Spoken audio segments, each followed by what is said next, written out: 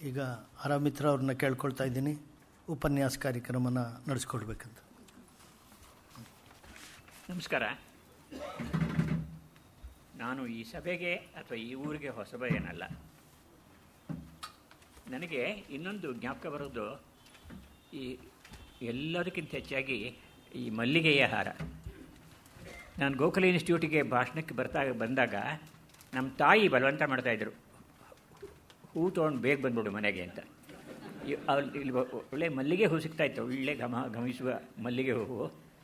ಆಮೇಲೆ ನನ್ನ ಹೆಂಡ್ತಿನೂ ಅದೇ ಶುರು ಮಾಡಿದ್ರು. ಅದು ಹೂವಿನ ಆಸೆಗೆ ನಾನು ಬರ್ತಾಯಿದ್ದೆ, ಗೊತ್ತಾ. ಯಾಕೆಂದರೆ ಅದು ಪರಿಮಳ ಇದೆಯಲ್ಲ, ಅದು ಸಾಹಿತ್ಯಕ್ಕೆ ತುಂಬ ಸಂಬಂಧಿಸಿದಂತಹ ಒಂದು ಮಾತು. ಸಾಹಿತ್ಯ ಓದೋದು ಅಂತಂದರೆ ಹೂವನ್ನು ಮುಡ್ಕೊಂಡು ಹಾಗೆ. ಮುಡಿದ ಮೇಲೂ ನೀವು ಕಾರಿನಲ್ಲೋ ಎಲ್ಲರೂ ಹೋಗೋ ಸುಗಂಧರಾಜ ಹಾಕಿರ್ತಾರೆ ಕೆಲವು ಕಡೆ, ನಾವು ಇಳಿದಾಗ ಆ ಕಾರೆಲ್ಲ ಘಮಘಮಿಸ್ತಾ ಇರುತ್ತೆ. ಅಂದರೆ ಪರಿಸರವನ್ನು ಘಮಘಮಿಸುವಂತೆ ಮಾಡುವಂತಹ ಒಂದು ಶಕ್ತಿ ಇರೋದು ಹೂವಿಗೆ. ಮತ್ತು ಇವತ್ತು ಮಹಾನ್ ಭಾವರು ಅಂತ ರಾಮಸ್ವಾಮಿಯವರನ್ನ ಕುರಿತು ಇಲ್ಲಿ ಹೇಳ್ತಾ ಇದ್ರು, ಅವ್ರು ಬಂದಿಲ್ಲ ಇವತ್ತು. ಆತ ಬರದೇ ಇರೋದ್ರಿಂದ ನನಗೆ ಅವ್ರ ಬಗ್ಗೆ ಹೀಗೆ ಮಾತಾಡೋಕ್ಕೆ ಅನುಕೂಲ ಆಗಿದೆ. ಈಗ ಆತ ಇದ್ದರೆ ಮಾತಾಡೋದು ಕಷ್ಟ ಸ್ವಲ್ಪ. ಬಹಳ ದೊಡ್ಡ ಮನುಷ್ಯ. ನಿಮ್ಮ ಇಂತಹ ಸಾರ್ವಜನಿಕ ಸಂಸ್ಥೆಗಳಿಗೆ ಅವ್ರ ಜೀವವನ್ನು ತೇರಿಬಿಟ್ಟಂತಹ DVG ಅವರ ಘನ ಶಿಷ್ಯ ಆತ. ಅದು ಇನ್ನು ಯಾರಿಗೂ ಈ ಪುಣ್ಯ ಲಭಿಸೋದಿಲ್ಲ. ಅವ್ರ ಜೊತೆಯಲ್ಲಿ ಇದ್ಕೊಂಡು ಅವ್ರು ಹೇಳಿದ್ದನ್ನು ಬರ್ಕೊಂಡು ಗಂಟೆಗಟ್ಟಲೆ ಕೂತ್ಕೊಂಡು ದಿನಗಟ್ಟಲೆ ರಾತ್ರಿಯೆಲ್ಲ ಅದನ್ನು ಪ್ರತಿ ಮಾಡಿ, ಆ ಕಾಲದಲ್ಲಿ ಏನು ಟೈಪಿಂಗ್ ಫೆಸಿಲಿಟೀಸ್ ಕೂಡ ಇರಲಿಲ್ಲ ಕನ್ನಡದಲ್ಲಿ. ಆಗ ಅದನ್ನೆಲ್ಲ ಬರ್ಕೊಂಡು ಪ್ರತಿ ಮಾಡಿ DVG ಅವರೇ ಅಂದರೆ ಒಬ್ಬ ಪುಣ್ಯನಾಮರೊಬ್ಬರ ಜೊತೆಯಲ್ಲಿ ನಾವು ಬದುಕಿದ್ರೆ ನಮಗೆ ಗೊತ್ತಿಲ್ಲದಂತೆ ಆ ಗುಣ ನಮಗೂ ಬಂದ್ಬಿಡುತ್ತೆ. DVG ಅವರ ಗುಣ ರಾಮಸ್ವಾಮಿಗೆ ಬಂತು. ರಾಮಸ್ವಾಮಿ ನಾನು ಬಹಳ ಹಳೆಯ ಸ್ನೇಹಿತರು. ಇವತ್ತು ಬಂದಿದ್ದರೆ ಅವರು ಈ ರಾಮಾಯಣದ ಬಗ್ಗೆ 4 ಮಾತಾಡ್ತಾಯಿದ್ರು. ಮತ್ತು ಬಹಳ ಸ್ಪಷ್ಟವಾಗಿ ಸಂದರ್ಭಕ್ಕೆ ತಕ್ಕಂತೆ ಎಷ್ಟು ಮಾತಾಡಬೇಕು. ಅದು ತೆಲುಗಿನ ಪದ್ಯ ಇದೆ, ಎಪ್ಪಟಿకి ಎಯ್ಯದಿ ಪ್ರಸ್ತುತಂ ಅಪ್ಪಟಿಗೆ ಆ ಮಾಟಲಾಡಿ. ನಿಜವಾಗ್ಲೂ ಯಾವ ಸಂದರ್ಭಕ್ಕೆ ಯಾವುದು ಸೂಕ್ತ ಅನಿಸುತ್ತೋ ಆ ಹೊತ್ತಿಗೆ ಅದನ್ನು ಮಾತಾಡಬೇಕು. ಹಾಗೆ ಮಾತಾಡಿರೋರು ನಿಜವಾಗ್ಲೂ ಧನ್ಯರು ಅಂತ ಹೇಳ್ತಾರೆ. ರಾಮಸ್ವಾಮಿ ಅಂಥ ಧನ್ಯ ವ್ಯಕ್ತಿಗಳ ಪೈಕಿ ಒಬ್ಬರು. ಆ ಹಿರಿಯನಿಗೆ ಬಂದಿಲ್ಲ ಇವತ್ತು. ನಾನು ಇಲ್ಲಿಂದಲೇ ಪಾದಾಭಿವಂದನೆಯನ್ನು ಮಾಡಿ ನನ್ನ ಭಾಷಣವನ್ನು ಆರಂಭಿಸ್ತೇನೆ. ತಿಣುಕಿದನು ಫಣಿರಾಯ ಬೆಗ್ಗಳದ ರಾಮಾಯಣದ ಭಾರದಲ್ಲಿ ಅಂತ ಹೇಳ್ತಾನೆ ಕುಮಾರವ್ಯಾಸ. ನನಗೆ ಆ ಪದ್ಯ ಬೇಗ ಅರ್ಥ ಆಗೋದಿಲ್ಲ. ಈ ತಿಣುಕಿದ ಭೂಮಿ ರಾಮಾಯಣ ಎಷ್ಟೊಂದಿದೆ ಅಂತಂದರೆ ಹೊರಲಾರದೆ ಅವನ ಆದಿಶೇಷನ ಬೆನ್ನು ಬಗ್ಗೋಗ್ತಾ ಇದೆ ಅಂತ. ಇಲ್ಲಿ ನನಗೆ ರಾಮಾಯಣದ ಕವಿಗಳ ಭಾರದಲ್ಲಿ ಅಂತಾನೆ. ಅಂದರೆ ರಾಮಾಯಣದ ಕವಿಗಳೇ ಅಷ್ಟಷ್ಟು ಭಾರ ಇದ್ದೋ ಏನೋ ಗೊತ್ತಿಲ್ಲ ನನಗೆ. ಏಕೆಂದರೆ ರಾಮಾಯಣದ ಭಾರದಲ್ಲಿ ಅಂತಿದ್ದರೆ ಪರವಾಗಿಲ್ಲ. ತಿಣುಕಿದನು ಫಣಿರಾಯ ರಾಮಾಯಣದ ಕವಿಗಳ ಭಾರದಲ್ಲಿ. ಆಶ್ಚರ್ಯ ಆಗುತ್ತೆ. ಬಹುಶಃ ರಾಮಾಯಣಕ್ಕೆ ಬಂದಂತಹ ಒಂದು ಕಾವ್ಯ ಪ್ರತಿಕ್ರಿಯೆ ಪ್ರಪಂಚದ ಯಾವ ಗ್ರಂಥಕ್ಕೂ ಬಂದಿಲ್ಲ. ಮಹಾಭಾರತಕ್ಕೆ ಬಂದಿದೆ, ಆದರೆ ಇದು ಬಹಳ ರಾಮಾಯಣಕ್ಕೆ ಬಂದಿರುವಷ್ಟು ಗ್ರಂಥಗಳು, ಪ್ರತಿಗ್ರಂಥಗಳು, ಭಾವನೆಗಳು ಬೇರೆ ಕಡೆ ಬಂದಿಲ್ಲ. ಅದರಿಂದ ನಾನು ಇವತ್ತು ರಾಮಾಯಣವನ್ನು ಬಿಟ್ಬಿಟ್ಟು ರಾಮಾಯಣಗಳು ಎಷ್ಟು ಜನ ಬರೆದಿದ್ದಾರೆ ಲೆಕ್ಕಾಚಾರ ಹಾಕೋಕ್ಕಾಗೋದೇ ಇಲ್ಲ ನಮಗೆ. ಮಾಸ್ತಿಯವರೊಂದು ಕಡೆ ಬರೀತಾರೆ ರಾಮ ಪಟ್ಟಾಭಿಷೇಕ ಅಂತ, ಅದು ರಾಮಾಯಣದ್ದೇನೆ. ಬರೆಯುವಾಗ ಬಹು ಜನರ ಕೈಯಾಟ ಇದರೊಳಿಹುದು ಅಂತಾರೆ. ಕೈಯಾಟ ಅಂತಂದರೆ ರಾಮಾಯಣನ ಓದ್ದವರು ಹಿಡಿಸಿದ್ರೆ ಮೆಚ್ಚಿ ಬರೀತಾರೆ, ಹಿಡಿಸದೇ ಇದ್ದರೆ ತೆಗಳೋದಿಲ್ಲ, ಅದನ್ನು ಬೇರೆ ರೀತಿ ಸೇರಿಸಿ ಬರೀತಾರೆ, ತಮ್ಮದೇ ಮಾತನ್ನು ಸೇರಿಸ್ಬಿಟ್ಟು ಬರೀತಾರೆ. ಅದರಿಂದ ನನಗೆ ಇವರು ಹೇಳ್ತಾರೆ ಬಹುಜನರ ಕೈಯಾಟ. ಅದರ ಕಥೆಗಳಿಗೆ ಬೇರೆ ಬೇರೆ ಅಂತಸ್ತುಗಳನ್ನು ಕಟ್ಟೋದು ಒಳ್ಳೆಯದಲ್ಲ ಅಂತ ಮಾಸ್ತಿಯವರ ಅಭಿಪ್ರಾಯ.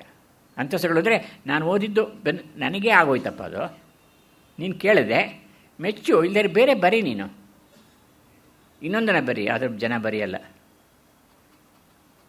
ಕಲೆಯನಲ್ಲದೆ ಶಿಲ್ಪಿ ಶಿಲೆಯನೇಂ ಸೃಷ್ಟಿಪನೆ ಅಂತ ಕುವೆಂಪು ಕೇಳ್ತಾರೆ. ರಾಮಾಯಣನೇ ಯಾಕೆ ಬರದೆ ಅಂತಂದರೆ, ನಾವು ಕಲೆಯನ್ನು ಸೃಷ್ಟಿ ಮಾಡ್ತೀವಿ ಹೊರತು ಕಲ್ಲನ್ನು ಸೃಷ್ಟಿ ಮಾಡೋದಿಲ್ಲ. ಕಲ್ಲು ಇರುತ್ತೆ ಸಹಜ, ರಾಮಾಯಣ ಅಂತ ಒಂದು. ಇದನ್ನು ಡಿ.ವಿ. ಜಿಯವರು ಮೌಲ ಅಂತ ಕರೀತಾರೆ. ಮೌಲ ಮತ್ತು ಪ್ರತಿಬುದ್ಧ ಅಂತ ಎರಡು ಶಬ್ದ ಅವ್ರು ಬಳಸ್ತಾರೆ. ನಾನು ಇನ್ನೆಲ್ಲೂ ನೋಡಿಲ್ಲ ಇದನ್ನು. ಮೌಲಗಳು ಅಂತಂದರೆ ನದಿ ಇದ್ದಂಗೆ, ಬೆಟ್ಟ ಇದ್ದಂತೆ, ಕಾಲ ಇದ್ದಂತೆ, ಹಾಗೆ ಸಾಕ್ತಾ ಇರ್ತವೆ. ಅವಕ್ಕೆ ಮುಪ್ಪು ಅನ್ನೋದೇ ಇಲ್ಲ, ಅದು ಮೌಲ. ಆಮೇಲೆ ಪ್ರತಿಬುದ್ಧ ಅನ್ನೋದು ಅವುಗಳನ್ನು ಆಧರಿಸಿ ಸೃಷ್ಟಿತವಾದಂತಹ ರೂಪಿತವಾದಂತಹ ಗ್ರಂಥಗಳು. ಅದಕ್ಕೆ ರಾಮಾಯಣನ ಕೂಡ ಅವರು ಮೌಲಕ್ಕೆ ಸೇರಿಸ್ತಾರೆ ಡಿ.ವಿ. ಜಿಯವರು.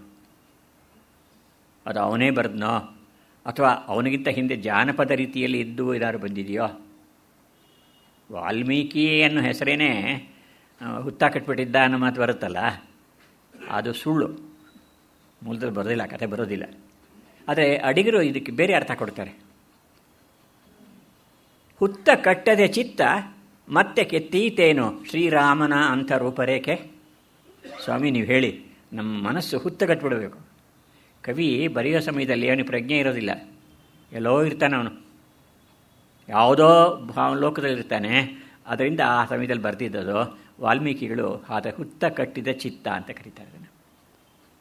ಅವರು ಯಾವ ಕಾವ್ಯದ ಬಗ್ಗೆ ಯೋಚನೆ ಮಾಡ್ತಾ ಇದ್ದಾರೆ ಗೊತ್ತೇ ಇಲ್ಲ. ಮೈ ಮೇಲೆ ಹುತ್ತ ಬೆಳ್ಕೊಂಡ್ಬಿಡ್ತು, ಹುಳುಗಳೆಲ್ಲ ಓಡಾಡ್ಬಿಟ್ವು ಅಂತ ಹೇಳಿಬಿಟ್ಟು. ಅಂದರೆ ಒಂದು ನಾಡಿನ ಪುಣ್ಯ ಇದು, ದೇಶದ ಪುಣ್ಯ ಇದು, ರಾಷ್ಟ್ರದ ಪುಣ್ಯ, ಈಗ ಜಗತ್ತಿನ ಪುಣ್ಯ ಇದು. ರಾಮಾಯಣ ಅಂತ ದೊಡ್ಡ ಕೃತಿ. ಶ್ರೀರಾಮನ್ ಆ ಲೋಕದಿಂದ ಈ ಲೋಕಗಿಳೆ ತಂದು ಇಳೆಯ ಸಂಭವಿ ಭೂಮಿಯಲ್ಲಿ ಹುಟ್ಟಿದ ಮಗಳನ್ನು. ಬಹಳ ವಿಚಿತ್ರವಾದಿದ್ದು. ವಿಶ್ವಖ್ಯಾತನಾದ ಬ್ರಹ್ಮಾಂಡವನ್ನೇ ಆವರಿಸಿದ ಒಂದು ಚೈತನ್ಯ ಈ ಭೂಮಿಗೆ ಬಂದು ಮಣ್ಣಿನ ಮಗಳು. ಸೀತೆ ಅಂದರೆ ಮಣ್ಣಿನ ಮಗಳು ತಾನೇ ಅವಳು, ಮಣ್ಣಲ್ಲಿ ಹುಟ್ಟಿದವಳು ಅನ್ನೋ ಅರ್ಥನೂ ಆಗುತ್ತೆ. ಇನ್ನೊಂದು ನೇಗಿಲು ಸವಿತಾ ಇದ್ದಾಗಲ್ಲಿ ಬಂದಿದ್ದು ಅಂತ ಹೇಳಿಬಿಟ್ಟು. ಇವಕ್ಕೆಲ್ಲ ಬೇರೆ ಬೇರೆ ಅರ್ಥಗಳಿರ್ತವೆ ಅಂತ ಇಟ್ಕೊಳ್ಳಿ. ವ್ಯಾಸರು ಅಷ್ಟೇ. ಬಹುಶಃ ನನಗನ್ಸೋದು ಇದನ್ನು ನಮ್ಮಲ್ಲಿ ಕೆಲವರು ಏನು ಮಾಡ್ತಾರೆ ಅಂದರೆ, ಪುರಾಣಗಳನ್ನು ಮತ್ತೆ ಲೌಕಿಕವಾಗಿ ಅದಕ್ಕೆ ಅರ್ಥ ಹೇಳೋಕ್ಕೆ ಹೋಗ್ತಾರೆ. ಬೆಸ್ತರವನ ಮಗಳು ಅಂತಲ್ಲ, ಬೆಸ್ತರ ಹುಡುಗಿಯೊಬ್ಬಳನ್ನು ಕಾಮಿಸಿದ ಪರಿಣಾಮವಾಗಿ ಹುಟ್ಟಿದವಳು ಅನ್ನೋ ಅರ್ಥ ತಗೊಳ್ಬೇಕು. ದ್ರೋಣ ಮಡಕೆ, ಶರಸ್ತಂಭದಲ್ಲಿ ಮಡಕೆಯಲ್ಲಿ ಜಾತಿ ಇದೆಯಾ ಅಂತಂದರೆ ಅವನು ಕುಂಬಾರವನು, ಅವರಪ್ಪ ಅಥವಾ ಅಮ್ಮ ಯಾರಿಂದಲೋ ಪಡೆದ ಅವನು ಹಾಗೆ ಅಂತ. ಆ ಕಾಲದಲ್ಲಿ ಒಂದು ಭಾಳ ಲೈಂಗಿಕ ವಿಚಾರದಲ್ಲಿ ಋಷಿಗಳು ಬಹಳ ಉದಾರವಾಗಿದ್ದರು. ಅವರಿಗೆ ಗೊತ್ತಿತ್ತು ಮುಂದಿಂದೆಲ್ಲ. ಅದರಿಂದ ಯಾವುದೋ ಸಂದರ್ಭದಲ್ಲಿ ಅವರು ಇಂಥ ಒಂದು ಪ್ರವೃತ್ತಿಗಳಿಗೆ ಈಡಾಗಿದ್ದಾರೆ. ಆವಾಗ ಹುಟ್ಟಿದವರು. ಅಗಸ್ತ್ಯನೂ ಅಷ್ಟೇ. ಅಗಸ್ತ್ಯನಾಗಲಿ ವಾಲ್ಮೀಕಿಯಾಗಲಿ ಇವರೆಲ್ಲ ಬೇರೆ ಬೇರೆ ಜನಾಂಗಗಳಿಂದ ಬಂದಂತಹ, ಜಾತಿಗಳಿಂದ ಬಂದಂತಹ ವ್ಯಕ್ತಿಗಳು. ಆದರೆ ಹೃದಯ ಸಂಸ್ಕಾರ ಇತ್ತಲ್ಲ, ಅದು ಭಾಳ ದೊಡ್ಡದಾಗ್ತದೆ. ಇವತ್ತಿಗೆ ನಿಜ ಇದು. ಇವತ್ತು ಅಷ್ಟೇ. ನಾನು ಶಾಲೆಯಲ್ಲಿ ನೋಡ್ತಾ ಇದ್ದೀನಿ, ನಾವೆಲ್ಲ ಓದ್ತಾ ಇದ್ದಾಗ ಬರೀ ಬ್ರಾಹ್ಮಣರು ಹುಡುಗರೇ ಇದ್ದಿದ್ದು. ಲಿಂಗಾಯತರು, ಬ್ರಾಹ್ಮಣರು ಅಥವಾ ಗೌಡರು, ಸ್ವಲ್ಪ ಸಾಹುಕಾರರಾದ ಗೌಡರುಗಳು. ಈಗ ನೋಡಿ ಎಲ್ಲ ಇದಾರಲ್ರಿ. ಆ ಆಟ ಪಾಠಗಳೆಲ್ಲ ನೋಡಿ. 10 ವರ್ಷದ ಮಗು ಇಂಟರ್ನ್ಯಾಷನಲ್, ಅದಕ್ಕೊಂದು ಸೌತ್ ಕೆನಡಾ ಹುಡುಗಿ, ಒಂದು ಹುಡುಗಿ ಅವಳು ಪ್ರಪಂಚದ ಒಂದು ಓಟದಲ್ಲಿ ಸ್ಪರ್ಧೆಯಲ್ಲಿ ಅವಳು ರಜತ ಪಡೆದೇಳಿ. ರಜತ ಪದಕವನ್ನು ಪಡಿಬೇಕಾದ್ರೆ ಆ ಸಂಸ್ಕಾರ ಇದೆಯಲ್ಲ, ನಮ್ಮ ಮಣ್ಣಿನ ಗುಣ, ಅದನ್ನು ಎಲ್ಲರೂ ತೊಡೋದರಿಂದ ಬರುವಂಥದ್ದು. ನನಗೆ ತುಂಬ ಸಂತೋಷ ಏನಂದರೆ, ನಾವು ಓದ್ತಾ ಇದ್ದಾಗ ಇದ್ದವರು ಕೇವಲ 20-25 ಹುಡುಗರಾದರೆ, ನಾನು ಈಗ ಈ ಕಾಲದಲ್ಲಿ ನಾನು ಹುಡುಕ್ತಾ ಇರೋದು 20 ಅಲ್ಲ 80 ಹುಡುಗರು, 90 ಹುಡುಗಿರು. ಅಂದರೆ ಸ್ತ್ರೀಯರಿಗೂ ಕೂಡ ಇಲ್ಲಿ ಬಹಳ ಅನ್ಯಾಯ ಮಾಡಿದ್ದು ನಾವು. ಆತ್ಮ ತಾನೊಂದೇ ವಲಂ. ಕವಿ ಹೇಳ್ತಾನೆ, ಈ ಆತ್ಮ ಇದೆಯಲ್ಲ ಅದು ಹೆಣ್ಣು ಅಲ್ಲ, ಗಂಡು ಅಲ್ಲ. ಗಡ್ಡ ಮೀಸೆಗಳು ಬಂದರೆ ಗಂಡೆಂಬರು, ಮೊಲೆ ಮುಡಿಗಳು ಬಂದರೆ ಹೆಣ್ಣೆಂಬರು. ಅಷ್ಟೇ, ಮೊಲೆ ಮುಡಿಗಳು ಬಂದರೆ ಹೆಣ್ಣು, ಗಡ್ಡ ಮೀಸೆಗಳು ಬಂದರೆ ಗಂಡು ಅಂತ ಹೇಳ್ತಾರೆ. ಈ ನಡುವೆ ಸುಳಿಯುವ ಆತ್ಮ ಹೆಣ್ಣು ಅಲ್ಲ, ಗಂಡು ಅಲ್ಲ. ಅವರವರ ಆತ್ಮಗಳಿಗೆ ಲಿಂಗ ಪರಿಭಾವನೆ ಇಲ್ಲ ಅಲ್ಲಿ. ಅದರಿಂದ ನನಗೆ ತುಂಬ ಸಂತೋಷ ಆಗ್ತಾ ಇರೋದು, ಹೆಣ್ಣು ಗಂಡು ಎಂಬ ಭೇದ ಇಲ್ಲದೆ, ಜಾತಿ ಭೇದ ಇಲ್ಲದಲ್ಲೇ ಎಲ್ಲರೂ ಕೂಡ ಒಂದು ಮಹಾ ಯಾಗದಲ್ಲಿ ಭಾಗವಹಿಸಿರೋದು. ವಿದ್ಯಾಯಾಗ ಅಂತ ಹೇಳ್ತೀವಲ್ಲ, ಆ ಯಜ್ಞದಲ್ಲಿ ಭಾಗವಹಿಸಿರೋದು ಭಾಳ ಸಂತೋಷ ಆಗುತ್ತೆ. ಮಾಸ್ಟರ್ ಹೇಳ್ತಾರೆ, ಬಹು ಜನರ ಕೈ ಇದರೊಳಗೆ ಏನಿದೆ ಅಂದರೆ ರಾಮಾಯಣದಲ್ಲಿ ಬಹು ಜನರ ಕೈ ಆಟ. ಅದು ಹೇಗೆ ಬಂದಿದೆ ಅಂತ ಹೇಳ್ತೀನಿ ನಾನು ಇವತ್ತು. ವಾಲ್ಮೀಕಿ ರಾಮಾಯಣವನ್ನು ಬರೆದದ್ದು ನಿಜವಾಗಿ ತುಂಬ ಸಂತೋಷವನ್ನು ಕೊಡುವಂಥ ವಿಚಾರ. ಆದರೆ ಎಷ್ಟು ಭಾಗ ವಾಲ್ಮೀಕಿದು, ಎಷ್ಟು ಭಾಗ ಬೇರೆಯವರದ್ದು? ಭಾಳ ಎಷ್ಟು ನನ್ನ ಪ್ರಕ್ಷೇಪ ಅಂತ ಒಂದು ಶಬ್ದ ಇದೆ ಕನ್ನಡದಲ್ಲಿ. ಪ್ರಕ್ಷೇಪ ಅಂದರೆ ಇಂಟರ್ಪೊಲೇಷನ್ ಅಂತ. ಇಂಟರ್ಪೊಲೇಷನ್ ಅಂದರೆ ಬೇರೆ ಯಾರ ಬರೆದು ಸೇರಿಸಿರೋದು. ನೋಡಿ ನೀವು ಸುಮ್ಮನೆ ಕೆಲವು ಉದಾಹರಣೆಗಳನ್ನು ಕೊಡ್ತೀನಿ ನಾನು ಅಷ್ಟೇ. ಹೊಸ ರಾಮಾಯಣಗಳು ಹೇಗೆ ಬಂದಿವೆ, ಅವಳ ಗುಣ ಯಾವುದು, ಬೇಡದೇ ಇರೋ ಭಾಗ ಯಾವುದು, ಅದು. ಎರಡೇದು ತೊಡಕು ಅಂದರೆ ಪಾಠಾಂತರ ಅಂತ ಕರಿತೀವಲ್ಲ. ನಾನು ಬರೆಸಿರೋದು ಹೇಳಿರೋದೇ ಒಂದು. ನಮ್ಮ ಈಗ ಹಿಂದಿನ ಕಾಲದಲ್ಲಿ 20-15 ಶಿಷ್ಯರು ಇರ್ತಾಯಿದ್ರು ಅವ್ರಿಗೆ. 8-6 ಜನನೂ ಇದ್ದರು, ಅಷ್ಟೇ ಕಡಿಮೆ. ಇವರು ಹೇಳ್ತಾಯಿದ್ರು, ಅವರೆಲ್ಲ ಬರ್ಕೊಳ್ತಾಯಿದ್ರು ತಾಡಪತ್ರಿಯಲ್ಲಿ. ಬರ್ಕೊಂಡಾಗ ಹಾಗೆ ಬರ್ಕೊಂಡ ಸಂದರ್ಭದಲ್ಲಿ ಅವರ ಕೈ ಪ್ರಮಾದದಿಂದಲೋ ಅವ್ರ ಭಾಷೆಯನ್ನು ಗ್ರಹಿಸುವ ಪ್ರಮಾದದಿಂದಲೋ ತಪ್ಪಾಗ್ತಾಯಿತ್ತು. ಒಬ್ಬ ಬರೆದಂತೆ ಇನ್ನೊಬ್ಬ ಬರೆದಿರ್ತಾ ಇರಲಿ. ಯಾರು ಈಗಲೂ ಹಾಗೆ ಮಾಡಿ 8 ಜನ ಕೈಯಲ್ಲಿ ಬರೆಸಿ ವಾಪಸ್ ತೊಗೊಂಡು ನೋಡಿ. ಹಾಗೆ ವ್ಯಾಸರು ತಮ್ಮ ಕೆಲವು ಶಿಷ್ಯರಿಗೆ ಹೇಳಿದ ವೈಶಂಪಾಯನನಿಗೆ ಉದಾಹರಣೆಗೆ, ಮತ್ತು ಜಮಿನಿ ಅವರಿಗೆ ಪೈಲ ಅಂತ ಒಬ್ಬ ಇದ್ದ, ಅವನು ವೇದಗಳನ್ನೆಲ್ಲ ಸಂಘಟಿಸಿದವನು ಅವನು. ಹೀಗೆ ಇಷ್ಟು ಜನರಿಗೆ ಹೇಳಿದ್ರು. ಆದರೆ ಬರೆದದ್ದು ಮುಂದೆ ಯಾರೋ, ಅದನ್ನು ಪ್ರತಿ ಮಾಡಿದವನು ಯಾರೋ. ಆ ಪ್ರತಿ ಮಾಡಿದ ಸಂದರ್ಭದಲ್ಲಿ ಏನೇನು ತಪ್ಪುಗಳಾಗಿದೆ, ಕಲ್ಲ ಇದ್ದಿದ್ದು ಮಲ್ಲ ಆಗಿಬಿಡುತ್ತೆ. ಕೆಲವರು ಬರೆದಿರೋ ರೀತಿಯೂ ಹಾಗಿರುತ್ತೆ. ಹೀಗೆ ಬರಿತಾ ಇದ್ದಾರೆ, ಅವ್ರಿಗೆ ಮಾ ಕಂಡಂಗೆ ಕಾಣುತ್ತೆ, ವಲ್ಲ ಅಂತ ಕೇಳಿಸುತ್ತೆ. ನಾವು ಹೇಳಿದ್ದೇ ಕೆಲವರಿಗೆ ಸರಿಯಾಗಿ ಅರ್ಥವಾಗಿರೋದಿಲ್ಲ. ಯಾಕೆಂದರೆ ಮಾತು ತನ್ನ ಧ್ವನಿ ವಿಶೇಷದಿಂದ, ವೈಶಿಷ್ಟ್ಯದಿಂದ ನಿಮಗೆ ಬೇರೆ ರೀತಿಯಲ್ಲಿ ಕೇಳಿಸುತ್ತೆ. ಅದರಿಂದ ನನಗೆ ದ ಅಂದರೆ ದಮಯ, ನಿಮ್ಮ ಮನಸ್ಸನ್ನು ಕಂಟ್ರೋಲ್ ಇಟ್ಕೊಳ್ಳಿ ಅನ್ನೋ ಅರ್ಥದಲ್ಲಿ ಒಬ್ಬೊಬ್ಬರಿಗೊಂದು ರೀತಿ ಕೇಳಿಸ್ತಂತೆ. ಬ್ರಹ್ಮ ಹೇಳಿದ ದ ಎಂಬ ಮಾತು ದಮ್ಯ. ಹಾಗೆಯೇ ಪ್ರತಿಯೊಂದು ಮಾತಿಗೂ ಕೂಡ ಅವ್ರು ಹೇಳಿರೋ ಅರ್ಥ ನಮಗೆ ಬರದೇ ಇರ್ಬೋದು. ಎಷ್ಟೋ ಸಲ I grow old and get the bottoms of my trousers rolled ಅಂತ ಅನ್ನೋ ಕವಿ. ಆ ಪ್ರಾಸ ಹೇಗೆ ಬಂತು ಅವನಿಗೆ? ಇಂಗ್ಲೀಷ್ ಭಾಷೆಯಲ್ಲಿ ಕೂಡ ಈ ಗುಣ ಇದೆ ನೋಡಿ. ಪಂಚ ಪಾಂಡವೋಲೇಮಿ ಲಂಚಮಿಚ್ಚಿರಿ ನೀಕು. ಇಲ್ಲಿ ಹೇಳಿದ್ರೆ ಆ ಪಂಚ ಪಾಂಡವರು ನಿನಗೆ ಏನು ಲಂಚ ಕೊಟ್ಟರು? ದ್ರೌಪದಾದೇವಿ ಏಮಿ ಶಯ್ಯೆ ಅಗರ ಮೊದಲು ಎಳುತ್ತೆಲ್ಲಾಂ. ಎಳುತ್ತು ಅಂದರೆ ಅಕ್ಷರಗಳು. ಅಗರ ಮೊದಲು ಎಳುತ್ತೆಲ್ಲಾಂ ಆದಿ ಭಗವನ್ ಮೊದಟ್ರೇ ಯುಲಗು.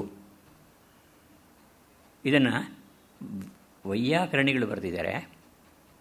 ಭಾಷಾಸ್ತಿ ನಸೋಸ್ತಿ ಪ್ರತ್ಯಯೋ ಲೋಕೆ ಯಹ ಶಬ್ದಾನುಗಮಾದೃತೆ ಅನುಮಿದ್ಧಮಿವ ಜ್ಞಾನಂ ಸರ್ವಂ ಶಬ್ದೇನ ಭಾಸತೆ.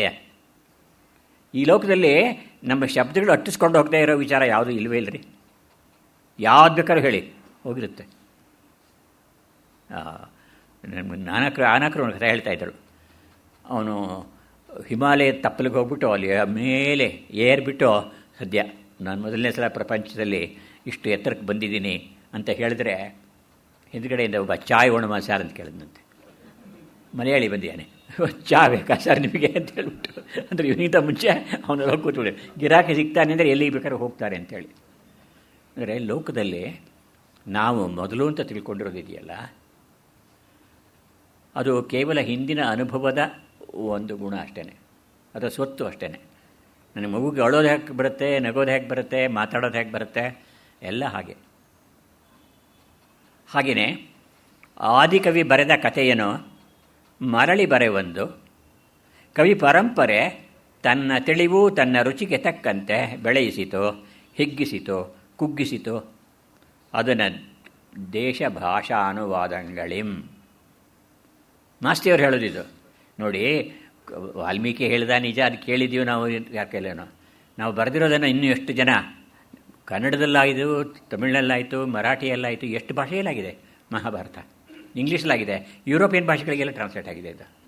ಹಾಗೆಯೇ ಕವಿ ಪರಂಪರೆ ತನ್ನ ತಿಳಿವು ರುಚಿಗೆ ತಕ್ಕಂತೆ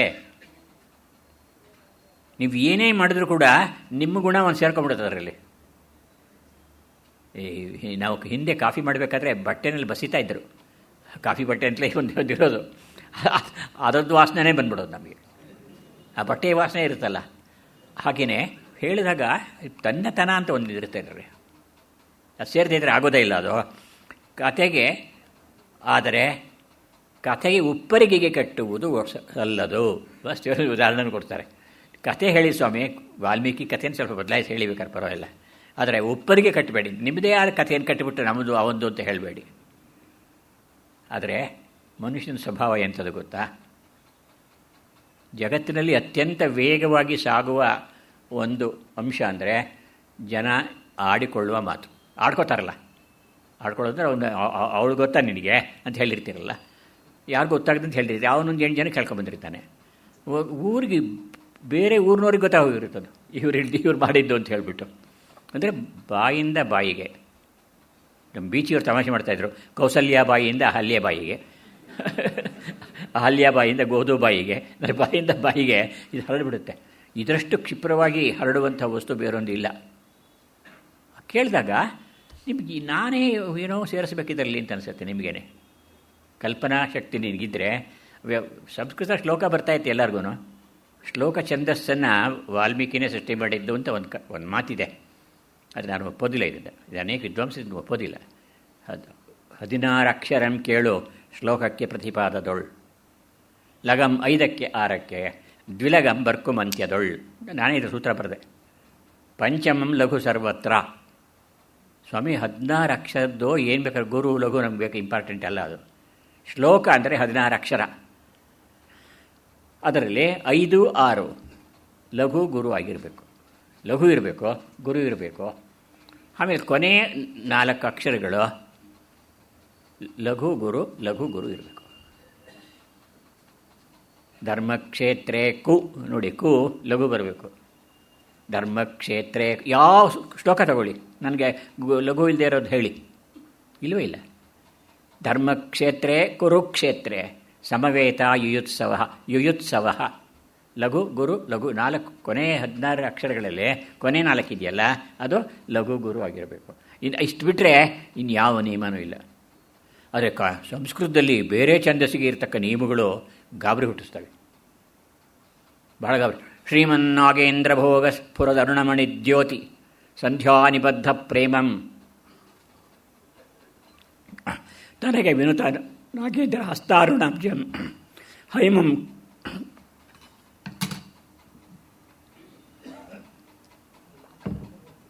ಹೈಮಂ ಕರುಣಾವತಂಸಂ ತನಗೆನೆ ಕರಮಪ್ಪಿರ್ದೊಳಾರ್ಹಂತೆ ಲಕ್ಷ್ಮೀಧಾಮಂ ಮಾಳ್ಕೆಮ್ಮ ಹೃತ್ಪದ್ಮನ್. ಯಾರಿಗೆ ಬೇಕಾಗಿದೆಯಪ್ಪ ಇದು? ಕನ್ನಡನ ಸಂಸ್ಕೃತನ ಇದು? ಸಂಸ್ಕೃತರಿಗೂ ಅರ್ಥವಾಗಲ್ಲ ರೀ, ಹೇಳ್ಬೇಡಿ, ಅವ್ರಿಗೂ ಗೊತ್ತಾಗೋದಿಲ್ಲ. ಶ್ರೀಮತ್ ಶೈಲೇಂದ್ರ ಪುತ್ರಿ ಗುರುತರ ಹೃದಯ ಕ್ಷೀರ ವಾರಾಶಿ ಕೇಂದ್ರಂ ವ್ಯೋಮಾರ್ಕೇಂದು ಕ್ಷಮಾತ್ಮಾನ ಜಲ ಪವಮಾನ ಅಷ್ಟಮೂರ್ತಿ ಪ್ರಸಿದ್ಧಂ. ಈಗ ಅಂದುಬಿಟ್ರೆ ನನಗೆ ಸಂಸ್ಕೃತ ಸುಮಾರಾಗಿ ಬರುತ್ತೆ, ಅದರಿಂದ ಹೇಗೋ ಅರ್ಥ ಆಗುತ್ತೆ. ಆ ಬರದೇ ಇದ್ದರೆ ಏನು ಮಾಡಬೇಕು? ನನಗೇ ಬರಲ್ಲ ಸಂಸ್ಕೃತ. ಇನ್ನು ಸಾಮಾನ್ಯ ಕನ್ನಡವನ್ನು ಕಲ್ತವನಿಗೆ ಏನಾಗಬೇಕು ಅದನ್ನು ನೋಡ್ಕೊಳ್ಳಿ.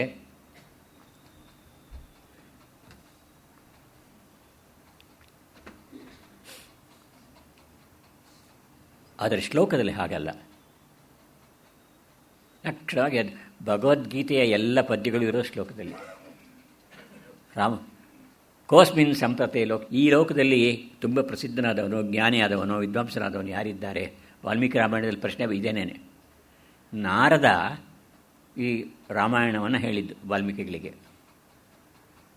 ಪ್ರಪಂಚದಲ್ಲಿ ಯಾರಿದ್ದಾರೆ ಅಂತ ಒಬ್ಬ ವ್ಯಕ್ತಿಯನ್ನು ಜ್ಞಾಪಿಸ್ಕೊಳ್ಳಿ, ನೀವು ಜ್ಞಾಪಿಸ್ಕೊಳ್ಳಿ. ನಮ್ಮ ಲೋಕದಲ್ಲಿ ಈಗ ಯಾರಿರ್ಬೋದು ಅಂದರೆ ತಟ್ಟೆ ಜ್ಞಾಪಕ ಬರೋದು ತಕ್ಷಣ ಡಿ ವಿ ಜಿಯವರು ಬರ್ತಾರೆ, ಮಾಸ್ತಿಯವರು ಬರ್ತಾರೆ, ಅಥವಾ ತೀನಂ ಶ್ರೀಕಂಠಯ್ಯನವ್ರು ಬರ್ತಾರೆ. ನಮಗೆ ಬೇಕಾದವ್ರು ಬಿರ್ಲಾ ಸಾಹುಕಾರಲ್ಲಿ ಬಿರ್ಲಾ ಬರ್ತಾರೆ. ಅಡುಗೆ ಮಾಡೋದರಲ್ಲಿ ಅಜ್ಜಿ ಅದು ಮೀರ್ಸೋಕ್ಕೆ ಯಾರೂ ಇಲ್ಲ ಅಂತ ಅನಿಸುತ್ತೆ. ಹೀಗೆ ಯಾವುದೋ ಒಬ್ಬರು ಜ್ಞಾಪಕ ಬರುತ್ತೆ ನಿಮಗೆ. ರಾಮಾಯಣದಲ್ಲಿ ಅಂಥ ಒಬ್ಬ ವ್ಯಕ್ತಿಯಲ್ಲ.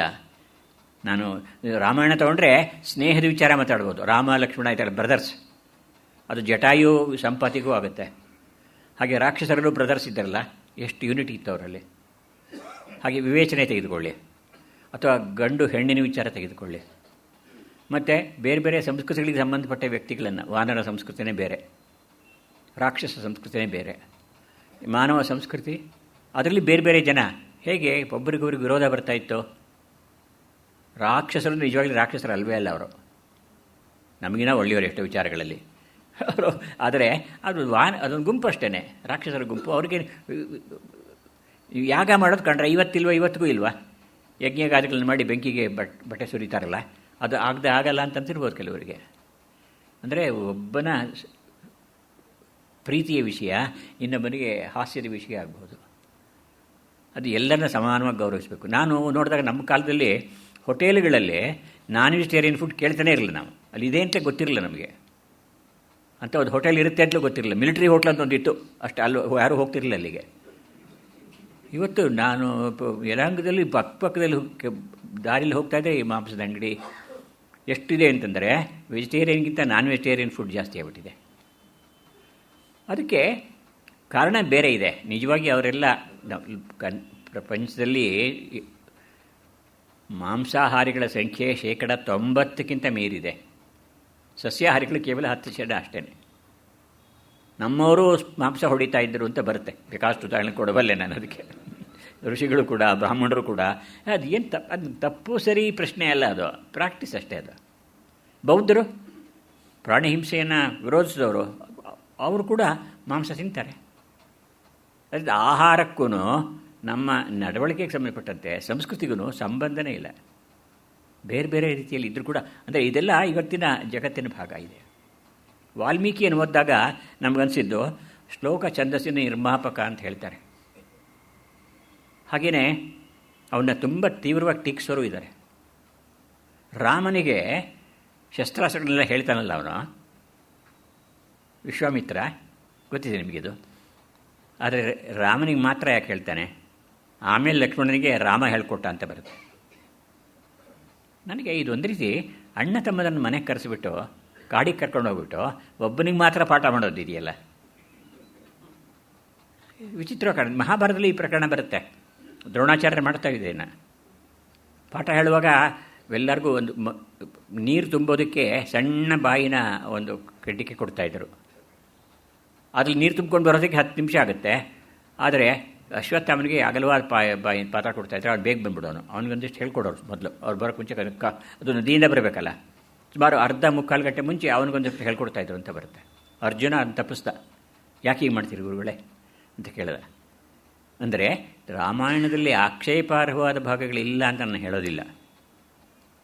ಬಹಳ ದೊಡ್ಡ ಆಕ್ಷೇಪ ಏನಿದೆ ಅಂದರೆ ಆಕ್ಷೇಪ ಅಲ್ಲ ಸ್ವಾಮಿ, ಅದು ನಿಮ್ಗೆ ಅನಿಸುತ್ತಷ್ಟೇ ಹಾಗಂತ. ನಾವು ನಮಗನ್ಸುತ್ತಷ್ಟೇ. ಕೈಗೆ ಯಾಕೆ ಹಿಂಗೆ ನಡ್ಕೊಂಡ್ಲು? ಇವತ್ತಿಗೂ ಸಮಾಜದಲ್ಲಿ ಈ ಜನ ಇದ್ದಾರೆ. ಅವರವ್ರ ದೃಷ್ಟಿಯಿಂದ ಅದು ಸರಿ ಅಂತ ಅನಿಸುತ್ತೆ. ಭಾಸ ಅದಕ್ಕೆ ಹೇಳ್ತಾನೆ, ಹೇಳು ನನಗೆ ನೀನು ಅಪ್ಪನ ಕೊಂದುಬಿಡ್ಬೇಕು ಅಂತ ಹೇಳಿಲ್ಲ. ತ್ರಿಷು ಪಾತಕೇಶು 3 ರೀತಿಯ ಪಾತಕಗಳಿವೆ, ಅದರ ಯಾವುದನ್ನು ಮಾಡಲಿ ಹೇಳು. ನಾನು ಸತ್ಯವನ್ನೇ ನುಡಿತಾ ಇರೋ ಅಪ್ಪನ ಕೊಲ್ಲ, ಅಥವಾ ತನಗೆ ಗಂಡ ಕೊಟ್ಟ ವಾಗ್ವಾದ ಇದನ್ನು ವರವನ್ನು ಜ್ಞಾಪಿಸ್ತಾ ಇರುವಂಥ ಕೈಕೆಯನ್ನು ಕೊಲ್ಲ. ಅದು ದಯವಿಟ್ಟು ನನಗೆ ಹೇಳು, ಈ 3 ಪಾತಕಗಳಲ್ಲಿ ಯಾವುದನ್ನು ಮಾಡಲಿ ಅಂತ ರಾಮ ಕೇಳ್ತಾನೆ. ಅಂದರೆ ರಾಮನ ದೃಷ್ಟಿಯಲ್ಲಿ ಪಾತಕಗಳು ಅಂತಂದರೆ ಇದೇನೇನೆ. ನಾವು ಅದು ಅಂದ್ಕೊಳ್ಳೋದಿಲ್ಲ. ಕೈಕೆ ಅಂತ ಏನು ಅಂದ್ಬಿಡ್ತೀವಲ್ಲ ನಾವು. ನನಗಂತೂ ಏನೂ ತಪ್ಪು ಕಾಣಿಸಲ್ಲ ಅವಳಲ್ಲಿ. ಅರೆ, ಇಬ್ಬರನ್ನ ಮದುವೆ ಆಗಿದ್ದ, ಅವರಿಬ್ಬರಿಂದ ಮಕ್ಕಳಾಗಿರಲಿಲ್ಲ. ಆಮೇಲೆ ವಯಸ್ಸಾದ ಮೇಲೆ ಅವನು ರಿಟೈರ್ ಆಗೋ ಟೈಮ್ನಲ್ಲಿ ಇನ್ನೊಂದು ಮದುವೆ ಆಗ್ತಾನೆ. ಅವರಪ್ಪ ಅಷ್ಟು ಬೇಗ ಒಪ್ಪಿಗೆ ಕೊಟ್ಬಿಡ್ತಾನೆ. ಹುಡುಗಿ ತಂದೆ, ಯಾವ ಹುಡುಗಿ ತಂದೆ ಆಗಲಿ, ಅವನು ರಿಟೈರ್ ಆಗ್ತಾ ಇರೋ ಮನುಷ್ಯನಿಗೆ ತನ್ನ ಮಗಳನ್ನು ಕೊಡೋಕ್ಕೆ ಇಷ್ಟಪಡ್ತಾನೆ. ಅದು ಚಿಕ್ಕ ವಯಸ್ಸಿನ ಮಗಳನ್ನು ಕೇಳಿದಾಗ ದಶರಥ ಹೇಳ್ತಾನೆ, ಒಂದು ವೇಳೆ ಇವಳಿಂದಾರು ಮಗು ಹುಟ್ಟಲಿ ಅಂತ ಅವರ ಆಸೆ.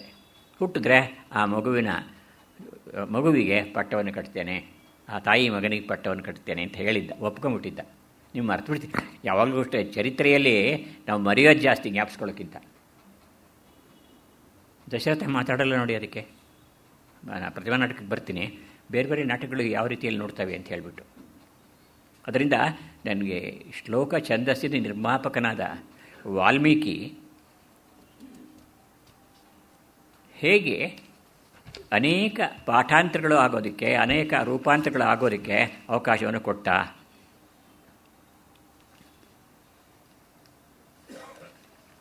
ಮಾಸ್ತಿಯವರು ರಾಮ್ ಪಟ್ಟಾಭಿಷೇಕ ಅಂತ ಒಂದು ಕಾವ್ಯ ಬರೆದಿದ್ದಾರೆ. ಇದು ಬಹಳ ಸರಳವಾದ ಇವತ್ತು ಗದ್ಯ ಇದ್ದಂಗಿದೆ ಓದೋಕ್ಕೆ.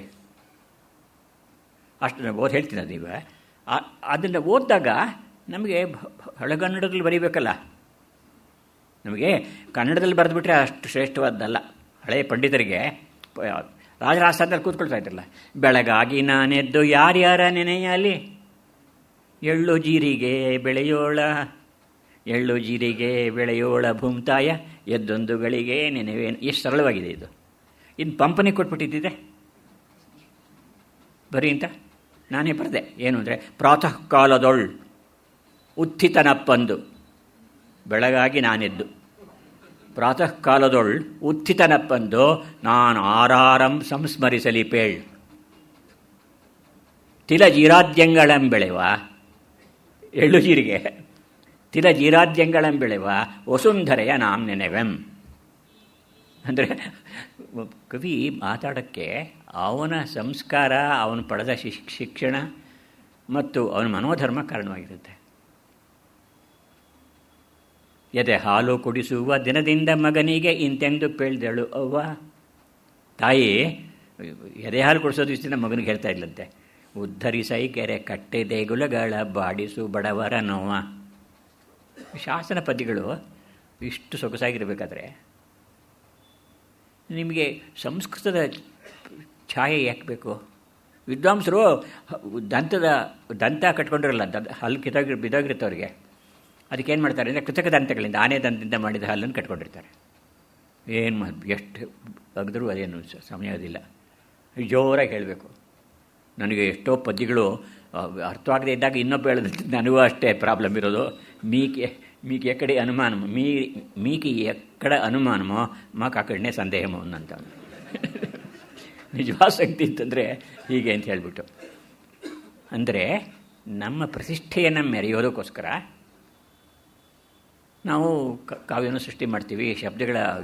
ಕೆಲವು ಶಬ್ದಗಳಂತೂ ನೀವು ನೋಡಬೇಕಾದ್ರೆ ಕುವೆಂಪು ಎಷ್ಟಲ್ಲ ನುಡಿಯುತ್ತಾ ಅತಿಹರ್ಷಮುಖಿಯಾಗಿ ಶಬರಿ ಕೊನೆಯಲ್ಲಿ ಪಾಪ ಅವನು ಉಪಚಾರ ಮಾಡಿ ನುಡಿಯುತ್ತಾ ಅತಿಹರ್ಷಮುಖಿಯಾಗಿ ಸೌಮಿತ್ರಿ ರಾಮರಂ ನೋಡುತ್ತೆ ಕಣ್ಮುಚ್ಚಿದಳ್ ಆ ಅಮರ ಸನ್ಮಾನ್ಯೆ ದೇವ ಸೀತಾನಾಥ ದಿವ್ಯ ಶ್ರುತೀರ್ಥಜಲ ಸಂಸ್ನಾತೆ ಸಂಪೂತೆ ಶಿವಕಳೇಬರೆ ಧನ್ಯೆ.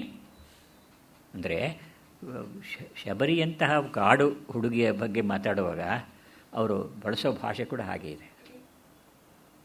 ಇದು ಇವತ್ತಿನ ಕನ್ನಡ ಅಂತ ಅನಿಸ್ಬೋದು, ಆದರೆ ಅವರಿಗೆ ಹಳೆಯ ಅನುಭವವೂ ಇದೆ. ಶ್ರೀರಾಮ ಕಥೆಯಂ ಹರ್ಷಿ ನಾರದ ವೀಣೆಯಂ ಕೇಳಿದು ಕಣ್ದಾವರೆಯಳು ಅಷ್ಟರ ಸಮೂಹು ವಂದ್ಯಗಂ ರೋಮಹರ್ಷಂ ತಾಳ್ದು ನಡೆತಂದನಾತ್ಮಸುಖಿ ಕೇಳ್ ತಮಸಾ ನದಿ ತಟಿಗೆ ತೇಜಸ್ವಿ ತರುಣಂ ತಪೋವಲ್ಕಲ ವಸ್ತ್ರಶೋಭಿ. ಕುವೆಂಪು ಹಾಗೆ ಬರೀತಾರೆ. ಅದನ್ನು ಬರ್ತಾ ಇದ್ದರೆ ವಾಲ್ಮೀಕಿಗಳು ಬರ್ತಾ ಇದ್ದಾರೆ. ನದಿಯ ಜೀವನ ಅಂದರೆ ನೀರು ಅಂತ ಅರ್ಥ ಇದೆ, ಅದು ಬಹಳ ಚೆನ್ನಾಗಿ ಬಳಸ್ಕೊಂಡಿದ್ದಾರೆ. ನದಿಯ ಜೀವನದಂಚ ಅಡಿಗಳಿಗೆ ಸೋಂಕಿಸಿರೆ ಕರ್ಕೊಂಡು ಬರ್ತಾ ಇದ್ದಾರೆ ನದಿ ತೀರದಲ್ಲಿ. ಆಗ ಏನೋ ಒಂದು ಶಬ್ದ ಕೇಳಿಸ್ದೆ ಅವ್ರಿಗೆ. ಏನು ನೋಡ್ತಾ ಒಂದು ಹಕ್ಕಿ ಬೇಡನೊಬ್ಬನ ಬಾಣಕ್ಕೆ ಸಿಕ್ಕಿ ಆರ್ದುದೈ ಚಕ್ರಗತಿ ಇಂಪಾರ್ದು ಮುಟ್ಕೊಳ್ಳುತ್ತೆ. ನೋಡಿದಾಗ ಅವನಿಗೆ ತುಂಬ ದುಃಖ ಆಗುತ್ತೆ. ಮಾಣ್ ನಿಷಾದನೆ ಮಾಣ್ ಕೊಲೆ ಸಾಲ್ಗುಮಯ್ಯೋ ಮಾಣ್. ಯಾಕೆ ಕೊಲ್ತೀಯ ನೀನು? ನಲಿಯುತ್ತಿರೆ ಬನದ ಬಾನು ಬನ ನೋಡಿ ಸುತ್ತ ನೋಡಿ ಪ್ರಕೃತಿಯಲ್ಲಿ. ನಲಿಯುತ್ತಿರೆ ಬನದ ಮಲೆ ತೊರೆಯ ಭುವನ ಕವನಂ. ಲೋಕಗೀತೆ ರೀ ಇದು, ಸಂತೋಷ. ನೀನೇನು ಮಾಡಿಬಿಟ್ಟೆ ಅಂದರೆ ಬೇಡ, ಏನು ಸುಖದ ಸಂಗೀತಕ್ಕೆ ವಿಷಾದಮಂ ಶ್ರುತಿಯೊಡ್ಡಿ ಕೆಡಿಸಿದೆ. ಆ ಶ್ರುತಿ ಕೆಡಿಸ್ಬಿಟ್ರೆ ಕೆಲವರು ಹಾಡ್ತಾ ಇದ್ದಕ್ಕಿದ್ದಾಗೆ ಅಪಸ್ವರ ಬಂದ್ಬಿಡ್ತು ಅವ್ರ ಬಾಯಲ್ಲಿ. ಅದು ಬಂದರೆ ಎಷ್ಟು ಬೇಜಾರು ಮಾಡ್ಕೊಳ್ತಾರೆ ವಿದ್ವಾಂಸರು ಗೊತ್ತಾ.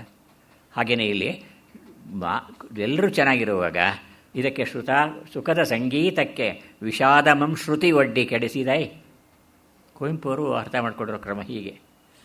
ಬೇಡರವನು ಹಿಂಸಾಜೀವಿ ಆಗಬಾರ್ದು, ಕಾಡನ್ನು ಬೆಳೆಸುವಂತಹ ವ್ಯಕ್ತಿತ್ವ ಅವನಿಗಿರಬೇಕು ಅಂತ ಹೇಳಿಬಿಟ್ಟು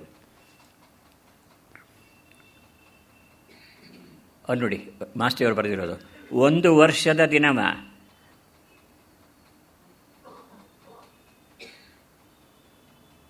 ಅಗಸನ ಮನೆಯಲ್ಲಿ ಕಳೆದಂತಹ ಸೀತಾದೇವಿಯನ್ನು, ಗುರಿಯಾದ ಸೀತಾದೇವಿಯನ್ನು, ಯಾಕೆಂದರೆ ಅಗಸ ಮಾಡಿದ್ದನ್ನು ಹೇಳಿದ್ದು.